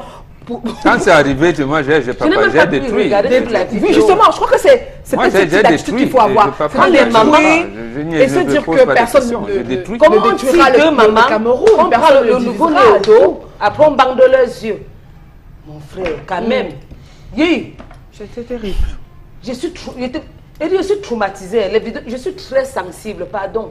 Les trucs comme ça, là, C'est un grossier Oui. montage Montage. pour jeter l'opprobre sur notre armée républicaine qui fait un travail extraordinaire. D'ailleurs, on va saluer toutes nos forces de défense au Cameroun qui font un front, travail remarquable parce que nous avons les militaires les mieux formés du continent qui savent ce que c'est que les droits de l'homme Oui. et on ne peut en aucun cas laisser des individus venir salir et ternir l'image de notre armée, image de marque de notre armée.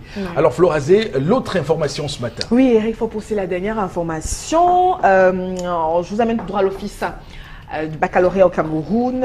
Et puis la nouvelle ou le communiqué qui également excite pas mal d'internautes, c'est notamment l'office du bac qui rappelle à travers un communiqué qui a été rendu public date hier sur la toile des mesures relatives à la pénalité par le retrait tardif de certains diplômes et ces pénalités vont jusqu'à 14 000 francs et puis concernent les lauréats du baccalauréat, brevet des techniciens BT, brevet professionnel, brevet d'études professionnelles. Donc comme vous avez peut-être eu en image, donc si vous l'avez eu entre 95 et 2000, vous êtes à 14 000 francs CFA. Si vous êtes entre 2001 2002, vous êtes entre 13 000 francs CFA de pénalité, 6 000 francs de pénalité pour ceux qui sont entre 2003 et 2005, 2 000 francs pour ceux entre obtenir leur diplôme entre 2006 à 2009. On rappelle que ces frais sont payables au bureau de recouvrement et là donc indiqué aussi le chef de la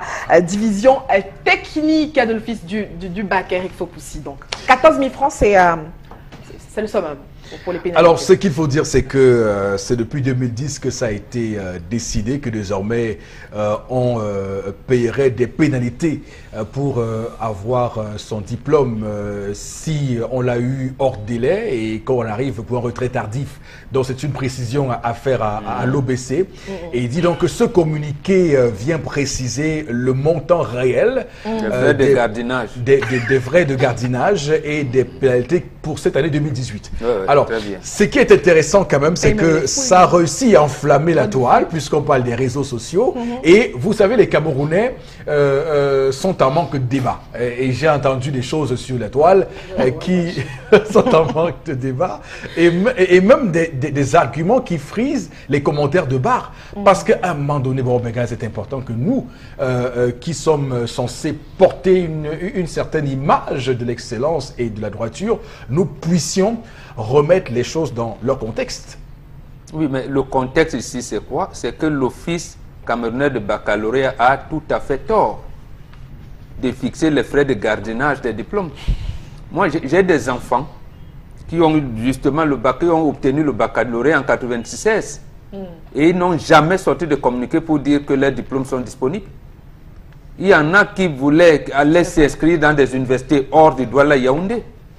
Et à l'office du bac, on n'a délivré ni attestation de réussite. On me dit, allez photocopier, allez au centre des examens, photocopier le bordereau, allez faire légaliser le bordereau en mettant le jaune sur le nom de mes enfants. Je l'ai fait. J'y suis allé plusieurs fois. Le diplôme sortira quand ils ne vous disent rien du tout. Et après, un jour, un communiqué sort. Venez de payer les frais de gardiennage. Mais quand est-ce qu'ils nous ont dit? Parce que vous avez dit délai. Le délai, c'est quand? Ceux qui ont obtenu, ont obtenu le bac en 2017, ils nous ont donc dit que ces enfants vont retirer leur diplôme de baccalauréat quand? Au bout d'un an. Mais au bout d'un an, je vous dis 96, je vous donne des noms, là, je peux donner les noms de tous mes enfants. Non, bref, lorsque ça arrive, qu'ils vous disent les diplômes sont disponibles, ils procèdent par des communiqués radio et tout, presse et tout, les gens viennent retirer les diplômes, puisque les gens, il y en a même le BIR, les gens qui présentaient le concours de gendarmerie et tout, beaucoup sont passés. On vous dit le diplôme n'est pas là. Mais mais vous insistez, vous revenez, c'est pas un mois après. Mais quand on dit des délais, vous ne vous découragez pas. Oui, je suis d'accord. On dit passer le délai. Le délai, c'est quand? Alors, il faut Ceux qui vont obtenir les baccalauréats, les probatoires, les BP en 2018, le délai, c'est quand on dit un an. Un an, c'est en juillet 2019. Très bien. Mais attendez, alors Charles Hamel, sérieux. Non, soyons sérieux, mais évitons non, c'est nos frères de l'office de baccalauréat qui ne sont pas sérieux sur cette situation. Non, ils ne sont pas sérieux. Oui. Monsieur Eric Fopossé, je ne sais pas si c'est vous qui donnez l'argent à tous ces parents-là, quand vous dites ne vous découragez pas, repartez. Un parent qui habite à Dagobert, qui doit traverser toute la ville, c'est deux extrémités qui doivent traverser toute la ville, ou qui habite à Feu-Menor, il va traverser toute la ville pour aller rencontrer l'office du baccalauréat. Est-ce qu'il est sûr qu'il va être reçu? Qui va poser? Moi, je n'ai pas mon CPE. Un enfant qui... Moi, je n'ai pas, à mon âge, je n'ai pas mon CPE. Monsieur, non, ça ne relève pas de l'office du baccalauréat. Ça ne relève pas de l'office. Je commence par là. Je n'ai pas mon CPE. D'accord. Ni le BPC. Je ne l'ai pas. Je n'ai pas marché une fois, pas deux fois, pas trois fois. J'avais la chance d'être... Vous le retirerez gratuitement. Monsieur Eric, non, je vous le dis, je ne l'ai pas. Non, mais je vous dis que monsieur ne relève pas de l'OBC. Monsieur Eric, vous le retirerez gratuitement. Je vous le dis. Voilà, depuis 2008, Zachary Pérévé, je le cite, il est là. Depuis 2008, Zachary Pérévé n'a pas signé le CQP, certificat de qualification professionnelle. On passe au DQP, ce n'est pas signé. En 2020, on va dire que pour pouvoir retirer, c'est entre 2008 et 2020. Vous venez payer. Il faudrait qu'on porte plainte à Zachary Batsogo. Il faudrait que les parents se constituent et qu'on porte plainte à Zachary Batsogo, qui était directeur de l'office de baccalauréat. Parce que c'est lui, il faut délivrer. C'est le diplôme qu'il faut délivrer. Parfois, on va consommer, on va dire le ministre n'a pas signé. On a affecté le ministre. Le ministre n'est plus là. Le nouveau ministre arrive. Il faut prendre le temps de revoir. Est-ce qu'il n'y a pas de faux? Est-ce qu'il n'y a pas de ceci? Consulter, mettre des commissions. Entre-temps, les examens ne font que passer. Monsieur, il faut vous dire la vérité aux parents qui nous regardent. Non, mais c'est vous qui dites la vérité. Il faut qu'on dise la vérité aux parents qui nous regardent. Pour moi, c'est les faits. Hein. Il faut qu'on reste dans les faits. Alors, les faits, c'est payé. Les commentaires. Les faits, c'est que il y a des diplômes visiblement qui encombrent l'OBC depuis des années. Et donc, les gens doivent venir les retirer. S'ils cherchent l'argent, qui nous disent qu'ils ont besoin d'argent. Ils nous disent qu'ils ont besoin d'argent. Les enfants veulent retirer leurs diplômes. Ils ont dit que les diplômes n'étaient pas disponibles. Quand les diplômes sont disponibles, dites venez retirer vos diplômes. Mais ne dites pas payer les frais de gardiennage. Attendez. C'est ça. Tendance va également parler comme parent ce matin, j'imagine. Donc, mon fils qui a eu le probatoire l'année passée, je vais payer pour... Non, ça va, non, lui, il n'a pas de problème. Il n'a pas encore de problème. Parce que pour lui, j'attends le bac.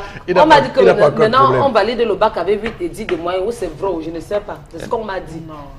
Non, la note. C'est 10, non. Je comprends dans l'école. C'est vrai, tu as raison. Tu as raison. Quand ils font passer à ce qu'ils appellent en termes savants les délibérations, moi-même, je ne sais pas ce que c'est. Ils ont dit que ceux qui n'ont pas atteint 10, on ajoute les points pour qu'ils atteignent 10. Parce que, non, Flora, quand ce qui Mais concerne c'est l'école, officiel, c'est pas que c'est officiel, Regarde. mais C'est officiel, les Bon, délibérations sont officielles. On ne vous dira jamais qu'on a fait ça comme ça, mais c'est clair que c'est une pratique. C'est une pratique, c'est une pratique au Cameroun régulière. Non, partout, même en Europe. On peut décider que cette année, nous voulons 1000 baccalauréats scientifiques.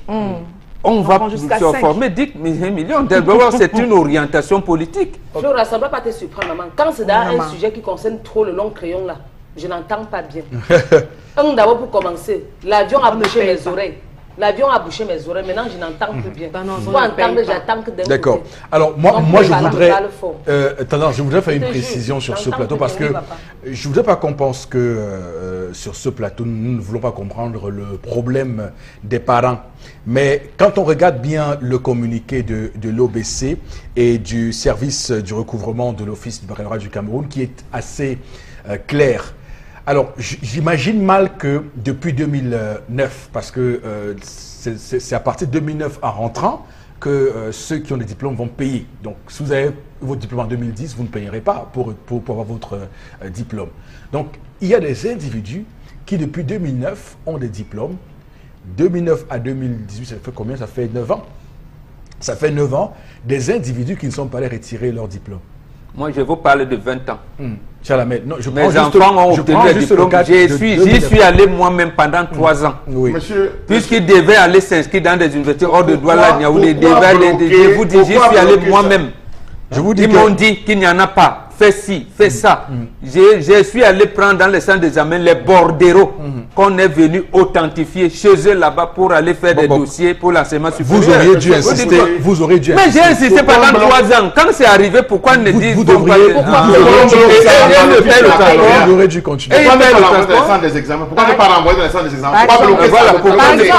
Pourquoi bloquer ça à l'OBC? Pourquoi ne pas renvoyer sur les différents centres d'examen? Les différents établissements. Allez récupérer l'établissement. L'établissement va se charger. Il y a une question d'authenticité qui se pose. On ne peut pas laisser. Mais les épreuves qu'on fait dans les mêmes sens sont authentiques, non? Alors, moi, les épreuves, il n'y a pas, l'eau ne coule plus depuis au moins 20 ans. Il faut qu'on dise aux Camerounais certaines choses. Vous ne pouvez pas, depuis 2009, où vous avez reçu votre diplôme, attendre 9 ans, ça c'est au moins, ça c'est le cas le plus minimal, attendre 9 ans avant de prendre votre diplôme. Ça, mais c'est l'office du bac qui a occasionné cela. À travers l'authentification des photocopies. Si votre diplôme n'est pas disponible, en 9 ans, faites au moins 4 tours. Non, c'est les tests officiels le disent. C'est l'office du bac qui doit nous dire les diplômes de 1990 sont déjà disponibles. Voilà. Pourquoi le faire aujourd'hui pour sortir de venir payer les frais de gardiennage? Voilà. C'est eux qui doivent nous dire c'est disponible. On ne va pas aller dormir là-bas. Les enfants vont quand même à l'école. Ceux qui ont obtenu des diplômes, ils veulent aller ici ou là. Ils ont des diplômes, des concours à présenter, ils ont des choses à faire. Et nous, les parents, parce qu'un enfant a obtenu son diplôme aujourd'hui, les autres, on va faire comment? C'est-à-dire que tout le Cameroun va sortir des Kaéli, des Guidigis, de tout ça, on va venir rester là-bas à l'OBC. Et on vous dit, non, ce n'est pas encore disponible, rentrez, vous revenez. Bon, je vous dis que je connais des Camerounais qui, chaque fois qu'ils veulent faire leur extrait de casier judiciaire, se déplacent d'un bout à l'autre du Cameroun. Oui. Donc, parce que la loi dit que vous faites votre essai de casier judiciaire dans le département où vous êtes né. Mais l'avantage, c'est que vous arrivez et vous le faites vraiment. On vous rétablit votre bulletin numéro 3 le même jour, vous rentrez avec. Donc, c'est pour vous dire qu'on peut se déplacer pour je me suis déplacé au moins à 3 reprises. Attendez, j'ai un témoignage, mon frère. Moi aussi, j'ai un témoignage. Alors, 97 et...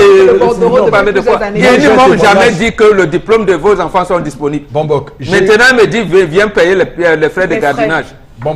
Alors qu'ils ne m'ont pas dit que c'était déjà disponible. Et j'ai marché pour aller le retirer. Mais j'estime que quand on est citoyen camerounais, il faut marcher. On doit agir comme un citoyen. C'est-à-dire on peut tout reprocher à l'administration, mais ce n'est pas l'OBC qui est chargé de garder vos diplômes. Vous encombrez ces lieux qui n'ont pas déjà beaucoup d'espace. Il faut dire que l'OBC est dans un carcan. Je pense que sous l'ère de M. Zakaria Mbatogo, vous n'avez pas fait un tour à l'OBC. Vous n'êtes pas tombé sur ces agents qui étaient chargés d'aller fouiller, les diplômes. Monsieur il faut aussi, pour qu'elle se lève, pour qu'elle se lève de son siège, pour aller lancer l'œil, vous devez payer quelque chose pour qu'elle se lève. Ça, il faut le dire. Il faut que les parents sachent que c'était une torture. Oui, mais quand c'était une torture. Aujourd'hui, vous dites qu'il faut maintenant payer de l'argent. Non, mais arrêtons ça. Le service public est gratuit. Le service public est gratuit. Il faut le faire. Oui, ils doivent le savoir. Voilà. Attendez. Ben oui, c'est gratuit, on ne paye pas. Non, on paye pas. Moi, je vais y aller moi-même, je ne paye pas. Bon, je vais faire un constat du ciel, je ne paye pas. Laissez-nous cette minute de silence sur le programme. Je vais y aller avec mes enfants qui ont obtenu le diplôme, puisque j'y suis allé moi-même et ils m'ont dit apporte le bordereau. On m'a dit pour que tes enfants puissent. D'accord, je vais donc retourner. D'accord. Quand est-ce que vous m'avez dit que les diplômes étaient disponibles? Oui. En tout cas, il y a des communiqués qui sont régulièrement affichés et qui sont publiés. Savez-vous que sous l'ère de Petit Robert, on prenait un temps, c'est-à-dire après la publication des listes, le Petit Robert, c'est-à-dire Bélan Mapépé à son âme, recomposait une autre commission pour réexaminer. Cela prenait tout un temps pour que quelqu'un puisse espérer même avoir le diplôme. Mais il faut quand même vous rendre compte que les parents ont assez souffert. Tous ceux de cette trempe-là sont déjà des parents aujourd'hui, fatigués d'aller chercher, fatigués d'aller demander, ils m'en savaient le bordereau, fatigués de passer, chacun se lance dans la vie. Et vous allez vous plaindre que le fou est dehors, monsieur Nipopoussi? Non, un individu qui a eu le bac en 95, comme je vois ici, en 95, qui a eu le bac, supposons qu'il avait 20 ans quand il avait le bac, on est aujourd'hui en 2018, cet individu a 40 ans et plus. Je dis que c'est les parents. Il est déjà un papa. C'est bien les parents aujourd'hui. Ça veut dire qu'il s'est même intégré sans ce bac. Puisqu'il a fait comme j'ai fait pour mes enfants, on lui a demandé de prendre le bordereau. J'ai pris le bordereau, on est venu authentifier, puisque l'enfant n'est pas parti. Et bon, il continue à garder. Non mais sérieusement. Puisque moi j'ai authentifié le bordereau de mes enfants. Qui reste avec ça? C'est la naissance d'un enfant qui grandit et il y a personne qui a abandonné des dossiers à cause des lenteurs administratives. Mais oui. Non, il n'y a pas de lenteur administrative. Il y en a été victime, moi qui vous parle. Non, mais votre cas, moi aussi. Ce n'est pas, puisque je suis pas le seul parent. Non, moi je vous dis que mon cas a été facilement géré. Donc, je ne sais pas comment vous avez fait, mais moi mon cas a été facilement géré. Mais justement, vous êtes donc peut-être comme ces agents des services des impôts ici dans le littoral. On donne 48 heures et il dit non, pour enregistrer votre contrat de bac, vraiment, regardez le pile de dossiers. Et là maintenant, les impôts, c'est les mêmes impôts qui viennent vous pénaliser. Je n'ai rien payé. Alors que c'est eux qui détiennent vos dossiers. Bon, je n'ai rien payé pour recevoir. Vous avez donc vos parapluies et vos godasses. Non, aucun parapluie, aucun godasse. Moi, je suis allé au moins à 3 reprises. Comme un simple citoyen qui veut avoir un service public et j'ai été servi pour la cause. Alors, Florazé, l'autre information ce matin, la dernière, on va le dire, ce matin. Elle a dit qu'elle en avait 2. Elle en avait 2. D'accord, ok. Il voulait le cadeau. Non, mais je me suis perdu avec l'histoire de l'OBC ce matin. Qui terrorise les parents. Après, non content d'avoir augmenté les frais d'examen de manière exagérée. Tout ça fait ça également, ça met les heureusement que moi, je n'ai même pas fait le bac. Il faut même par transfert. Voilà. Transfert aussi, ça, là, dans la ville où vous trouvez. Ok. Alors, c'est tout pour cette séquence donc, consacrée à la revue des réseaux sociaux, voilà, messieurs. Vous l'aurez on bascule également sur l'autre segment de l'émission pour prendre les différents messages que nous recevons en réaction au sujet que nous mettons sur la table. Oui, il faut pousser Camden André, depuis que, voilà, on ne pourra pas lire ce message. Je suis allée chercher mon bac, enfin mon diplôme, de 2009 à 2012 sans succès. Voilà. Vous n'êtes pas le seul. Nous sommes déjà deux. Nous sommes déjà deux. De 2009 à 2012, est-il allé en 2013 ou 2014? Mais vous avez un témoignage, c'est pas moi qui je pose la question. Est-il allé en 2012-2014? Donc de 2012 à 2018, il a passé 6 ans. Monsieur, il faut aussi... Des gens qui ont fait la carte nationale d'identité depuis l'an dernier n'ont pas eu leur carte aujourd'hui. Ceux qui ont fait en janvier on les demande de revenir dans 2 mois, c'est-à-dire entre août ou septembre, récupérer leur carte nationale d'identité. On va vous sortir un communiqué en nous disant que ceux qui ne sont pas venus chercher leur carte nationale d'identité doivent payer des pénalités. Et vous allez cautionner ça ici. Pourquoi vous aussi, vous avez établi, vous resté avec le récépissé pendant 3 ans? Vous aussi, vous allez... Les causes des lenteurs administratives. Pourquoi office du bac? Quel est le problème?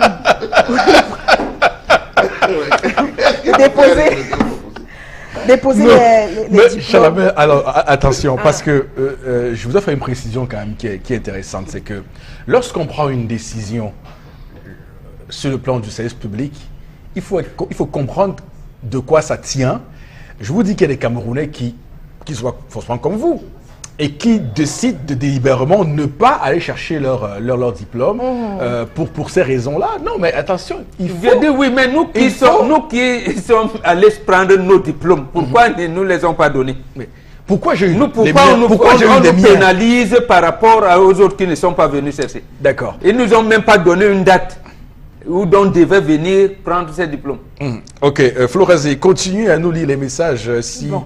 Les Camerounais sont toujours autant courroucés par cette situation. Alors, il dit, j'ai eu le bac en 2001 et après 1 an, c'est-à-dire en 2002, j'ai retiré mon diplôme à l'office du bac à Yaoundé sans aucun frais. Voilà. Mais sauf qu'également, on a lu un autre... Je vous dis que nous sommes nombreux comme ça, qui avons retiré nos diplômes 1 an après. Non, aucun réseau. Je suis allé retirer mon diplôme sans débourser un franc. C'est un réseau. De toutes les manières, j'irai là-bas, mais je ne vais pas payer. J'irai avec mes enfants qui sont déjà grands. Non, mais personne ne vous... Les fonctionnaires sont-ils des prestataires? On va terminer en justice. C'est Raoul qui s'interroge. Il demande si les fonctionnaires sont des prestataires. Les frais de dossier servent à quoi? Pour ceux qui quittent Kousserie pour aller donc récupérer les dossiers à Yaoundé. C'est un problème pour eux. D'accord. Autre réaction ce matin. Voilà, par rapport au thème. Nous, à Dakar, au Carrefour Sainte-Agnès, on n'a plus d'eau depuis le 31 décembre 2010. Nous utilisons le forage et ce forage a été fermé par le maire. Le forage ne fournissait plus une bonne qualité d'eau. Alors, autre SMS ce matin, il y en a tellement. Allez. C'est des SMS... Voilà où les enfants du siège qui boivent de l'eau pour comprendre. Non, ce qui est intéressant au Cameroun, c'est que il n'y a pas de différence entre les milieux urbains, le milieu urbain et le milieu rural. Vous êtes en milieu urbain, vous n'avez pas d'eau, vous n'avez pas d'énergie électrique, tout comme celui qui est au village. Donc c'est quand même terrible. C'est ce qu'on appelle le concept d'élitisme. Oui. C'est-à-dire il faut qu'il y ait une démarcation, il faut qu'il y ait une classe de pauvres et une classe de riches.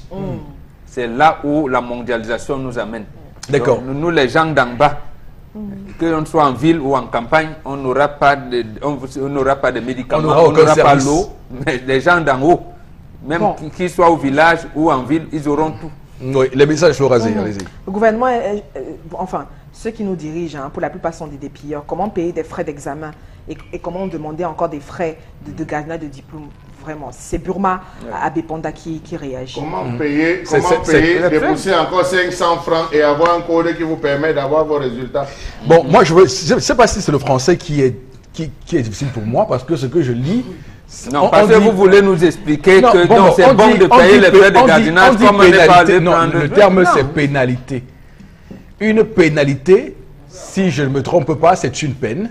Donc, parce que vous êtes venu en retard, retrait tardif, c'est pour cause de retrait tardif. Tardif par rapport à quoi? Ce n'est pas eux qui disent tard ou pas. Non, on vous Moi, j'ai des amis eux ont eu la chance d'aller au collège. Il y en a un qui a passé son CP au CG des Poumans en 83. Il a allé retirer ça il y a 2 ans. On ne lui a pas demandé de payer 5 francs. Parce que il est même déjà grand-père. Sûrement, c'était pas encore sûrement mais justement, M. Badjogo ne doit pas instituer les frais de gardiennage. Non, bon, il fait cette... Non, il ne doit pas. Il ne doit pas le faire. Vous n'avez pas refusé aux dirigeants de ce pays de gérer le pays. J'ai dit il ne doit pas le faire. D'abord, les frais qu'on donne pour composer les dossiers de bac et tout, Et on nous arrive, il ne devrait pas le faire. D'accord. En Il tout cas, devrait garder ses diplômes in vitam aeternam. C'est-à-dire que je passe mon diplôme en 95, je peux le retirer quand j'aurai 102 ans. en tout cas, l'administration fait son travail. Ce n'est pas son travail. Son travail est gratuit. Mais à quel Fait son moment on travail. sécurise même les La- Camerounais? c'est À quel gratuit, moment mais- on allège la tâche aux Camerounais? Il faut pousser dans ce pays. Mais tout, il faut payer tout. Oui, Pour oui, il faut retirer, payer. allez, non, mais attendez quand même. Allégez-nous la Alors, tâche. pour qu'on soit précis sur les faits, je rappelle à tous les Camerounais qui nous regardent, si votre diplôme, vous l'avez passé en 2010, vous le retirez sans payer de frais. Il faut qu'on soit clair, c'est les faits, vous ne payerez pas de frais. Si c'est entre 95 et 2009, vous payerez des frais selon comment est prévu les pénalités.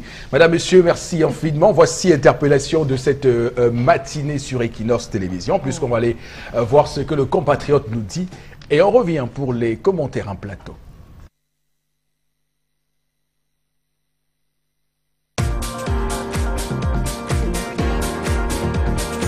Le pays fonctionne carrément bien, mais le seul problème qui est, c'est ça que les autorités du pays, ils ne font pas leur travail, franchement, puisque ils sont incapables, quand on les envoie en mission, par exemple, au travail, d'aller partager même rien que les convocations. Ils arrivent, ils ne peuvent pas donner la convocation tranquillement pour convoquer cette personne. Ils arrivent, ils intimident, ils menacent les usagers. Ce n'est que ça que moi je peux parler, puisque quand on dit on a porté la tenue, c'est pour supporter tout le monde. Ce n'est pas pour gâter le pays. Ce n'est que ce que je peux dire. Je propose que le gouvernement peut prendre au moins les possibilités pour abattre ça dans ce pays. Puisque si ça fonctionne comme ça, là, franchement, le pays serait en danger, puisque tout le monde au carrefour, quand on sort, on n'a même pas le travail, mais quand on sort, c'est pour trouver un bout de pain. Et quand les autorités viennent intimider aussi, c'est là où ça nuit le pays. Ce n'est que ce que je peux partager aussi avec mes frères. Voilà l'interpellation du compatriote ce matin sur les autorités camerounaises, les dirigeants camerounais sur les autorités au Cameroun. Bon, Bengan, quelle est votre réaction à cette interpellation ce matin? On a souvent dit, je pensais que ce n'était pas à tort, qu'on approche l'administration des administrés. C'est-à-dire que le citoyen peut facilement, aller dans n'importe quelle administration publique, faire de votre citoyen ce qu'il a envie de faire, mais ce qu'il dit là, même la délivrance des convocations devient un problème. Vous avez donc ce que nous appelons ici la gouvernance par embuscade. On peut même vous convoquer à la chefferie. On ne vous transmet pas votre convocation, vous saurez comment on vient vous condamner, on vous dit refus d'obtempérer. Et imaginez donc si c'est au commissariat ou à la gendarmerie. Et là vous viendrez nous dire, oui mais le citoyen normal il doit savoir que... Ouais, voilà, parce que donc, nul n'est censé voilà aussi le cas la loi. de l'office de bac qu'on disait là tout à l'heure. Il on ne nous va dit plus pas que revenir vos diplômes dessus. venaient les rendre, il vous dit pénalité. Bon, voilà, dans les Camerounais. On ne reviendra plus dessus. Bon, ben, C'est tout ça réuni. On parlait des services, l'administration l'administration publique. épluché C'est les cette pièges partout. Les pièges partout. On sort pour chercher son bout de pain. Si vous êtes convoqué à la gendarmerie, quand vous dites que par exemple, trouble de jouissance, vous êtes. Voilà. Mais quelqu'un cache même la convocation et on vient vous prendre. Merci vous beaucoup, bon, Bengan. On va prendre tout de suite Constilamine avec qui on va parler d'autre chose sur ce plateau ce matin. Madame, Monsieur, merci infiniment à vous de nous rejoindre. Alors, Constilamine, bonjour et bienvenue sur le plateau ce matin. Évidemment, on va avoir le temps de la voir clairement sur le plateau B, hein, Constilamine. Est-ce que la nourriture colle constamment à votre poêle? Fatigué de frotter, gratter et d'abîmer vos poêlons? Eh bien, j'ai la solution. Bonjour, ici Cathy Mitchell, avec ma nouvelle poêle Red Copper. Cette poêle révolutionnaire est faite de céramique non collante et de cuivre super solide. Garantie de rester sans égratignure. Pas de rayures et pas de résidus collés. Elle est légère et extra résistante. Elle ne s'égratigne pas et elle ne s'effrite pas dans votre repas. Regardez, des biscuits trempés dans le sucre à la cannelle et glacés de caramel collant. Mettez au four. Red Copper va au four avec sa poignée qui résiste jusqu'à 500 degrés Fahrenheit. Et le tout glisse tout seul. Miam! Cuisine et santé. Des lanières de poulet presque sans gras et presque sans huile. Red Copper utilise un cuivre pur à 100%, si durable que vous pouvez couper du beefsteak et des oignons pour un sandwich au steak et fromage fondant. Rien ne colle. Battez-y les œufs sans bol à mélanger. Vous gagnerez du temps. La poêle Red Copper est sans PFOA ni PTFE. Elle est sécuritaire pour vous et votre famille. Flambez vos desserts, grillez du poisson ou faites cuire un poulet au parmesan.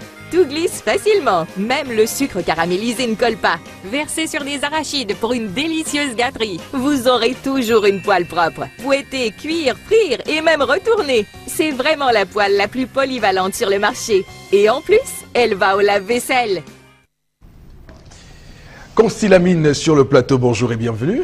Oui, bonjour Eric, bonjour à tous nos clients et surtout bonjour à tous les téléspectateurs de cette émission phare au Cameroun. Alors ce matin, je suis encore sur les antennes d'Equinox Télévision pour vous permettre, chers téléspectateurs, d'avoir votre poêle Red Copper à la maison. Oui, ceux qui n'ont pas encore cet outil de cuisine révolutionnaire, c'est donc l'occasion plus que jamais de vous rendre directement du côté du magasin 1001 tapis qui est le point de vente de cette poêle de qualité supérieure. Je rappelle qu'elle est révolutionnaire, elle est stylée. C'est la seule poêle qui donne un goût particulier à votre repas. C'est la seule poêle, comme dirait quelqu'un, ça pond de l'huile. Parce que ça a l'huile à l'intérieur. Comment le savoir? Essayez tout simplement, vous ne serez pas déçus. Parce que cette poêle, on peut faire frire des œufs, on peut faire frire le poisson sans utiliser de l'huile. Oui, je dis bien sans utiliser de l'huile. C'est donc une poêle conseillée à tous nos amis diabétiques, à tous ceux qui veulent manger, qui ne veulent pas manger gras. C'est donc une poêle de qualité supérieure.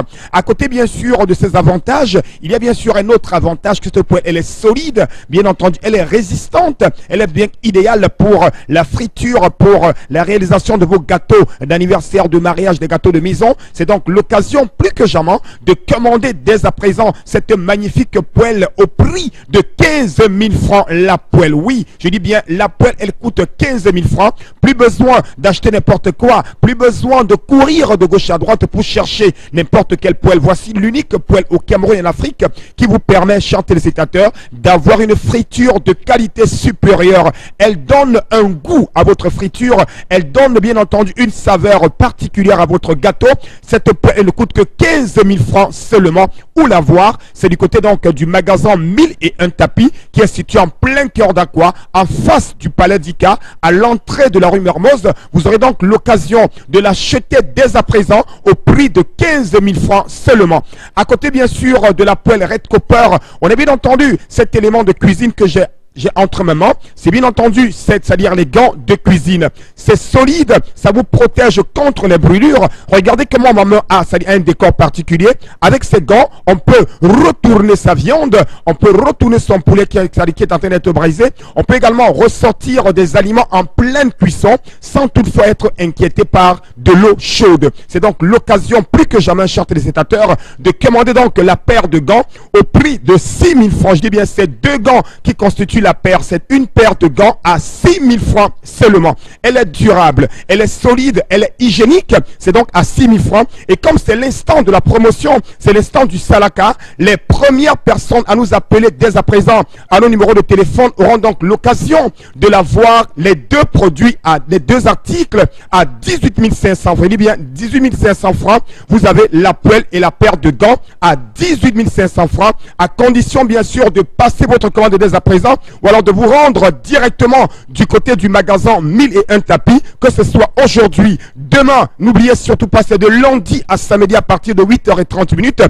Ceux qui nous regardent hors de la ville de Douala, ne vous inquiétez surtout pas, le concept Salaka dispose désormais des représentants dans les régions du Cameroun et hors du Cameroun. Il vous suffira tout simplement de nous appeler à nos numéros de téléphone et de passer votre commande. Nous allons vous acheminer votre poêle ou alors votre paire de gants en direct de votre ville, de votre pays, de votre quartier, et même dans votre village. N'oubliez surtout pas, la poêle, elle est importante pour faire frire le plantain, pour faire frire le poisson, pour réaliser les gâteaux. C'est la poêle idéale. Je rappelle, les deux articles, vous les avez à 18 500 francs seulement. Et je rappelle qu'avec Salaka, on ne dépend pas, mais on remplace.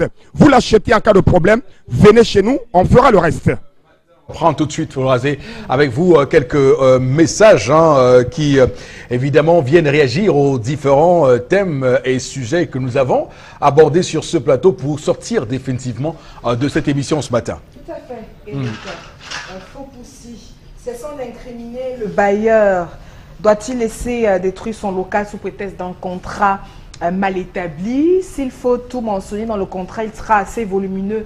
Le locataire doit utiliser son bon sens pour laisser la maison comme il a trouvé. car il n'est pas le seul qui l'utilisera. L'orgueil ne sert à rien, car c'est pas tout le monde qui peut donc bâtir. Reconnaissons-le, et en plus, la caution ne peut reconstruire, c'est dommage. Donc, si chaque locataire fait ce qu'il veut avant d'amortir ses crédits contractés, le local sera détruit entièrement par de tels locataires irresponsables. Donc, après avoir construit, il y a un moment pour gérer les dettes, nous dit le téléspectateur. Oui, c'est ce qu'on a dit ici, parce que tout le monde est en train de se lancer dans l'immobilier. Ça fait qu'il y a une forte spéculation, et à ce rythme-là, on n'aura plus de locataires. C'est ce qui s'est passé en Espagne, la grande bulle immobilière. C'est qu'il y avait tellement de spéculation sur les immeubles qu'à un moment donné, plus personne ne voulait prendre il n'y a plus de locataires. Donc, ils ont baissé les prix de bail. Jusque-là, rien. Donc c'est pour dire qu'on peut investir ailleurs, pas forcément. Si tout le monde devient bailleur, qui va être locataire alors? Mais on baisse les prix. Parce que tu prends chambre, salon, cuisine, 60 millions. Oui. Mais lorsque tous ces grosses pentes du régime se sont retrouvés à devenir des bailleurs, ou au point où ils sont allés même infiltrer cela dans le code à travers filouterie du bailleur, ben vous voulez qu'on se retrouve à ça? On va finalement aboutir à ça, parce qu'il y a un monsieur qui a construit un immeuble en plein quartier résidentiel à Douala. Depuis qu'il a construit, personne ne vient passer. Même à Bonamou, c'est à plein. Oui, les gars, mais dès que tu demandes le produit, ne tente même pas là-bas. Les types même ont mis 12 plaques à tous les carrefours, mais immeubles à louer, l'appartement à louer, et même son téléphone ne sonne pas. C'est compliqué. Chambre, salon, cuisine, 60 000 francs. Oui, c'est compliqué. Et tel qu'on est en train d'avancer, parce que tous les jours, les immeubles naissent, tous les jours, on construit les immeubles, et au final, tout le monde va dans la même direction. Est-ce qu'il est normal pour un locataire de payer les impôts frontières? Pardon? Est-ce qu'il est normal? Les impôts frontières. Il est normal qu'on enregistre le contrat de bail et que ce soit le bailleur qui s'en occupe, la taxe frontière. Tout à fait. Merci beaucoup, Florazé. Nous sommes très heureux de se dire au revoir pour ce jeudi 12 juillet 2018. Madame, Monsieur, nous vous invitons à rester sur notre antenne à demain 10h. Que Dieu bénisse le Cameroun.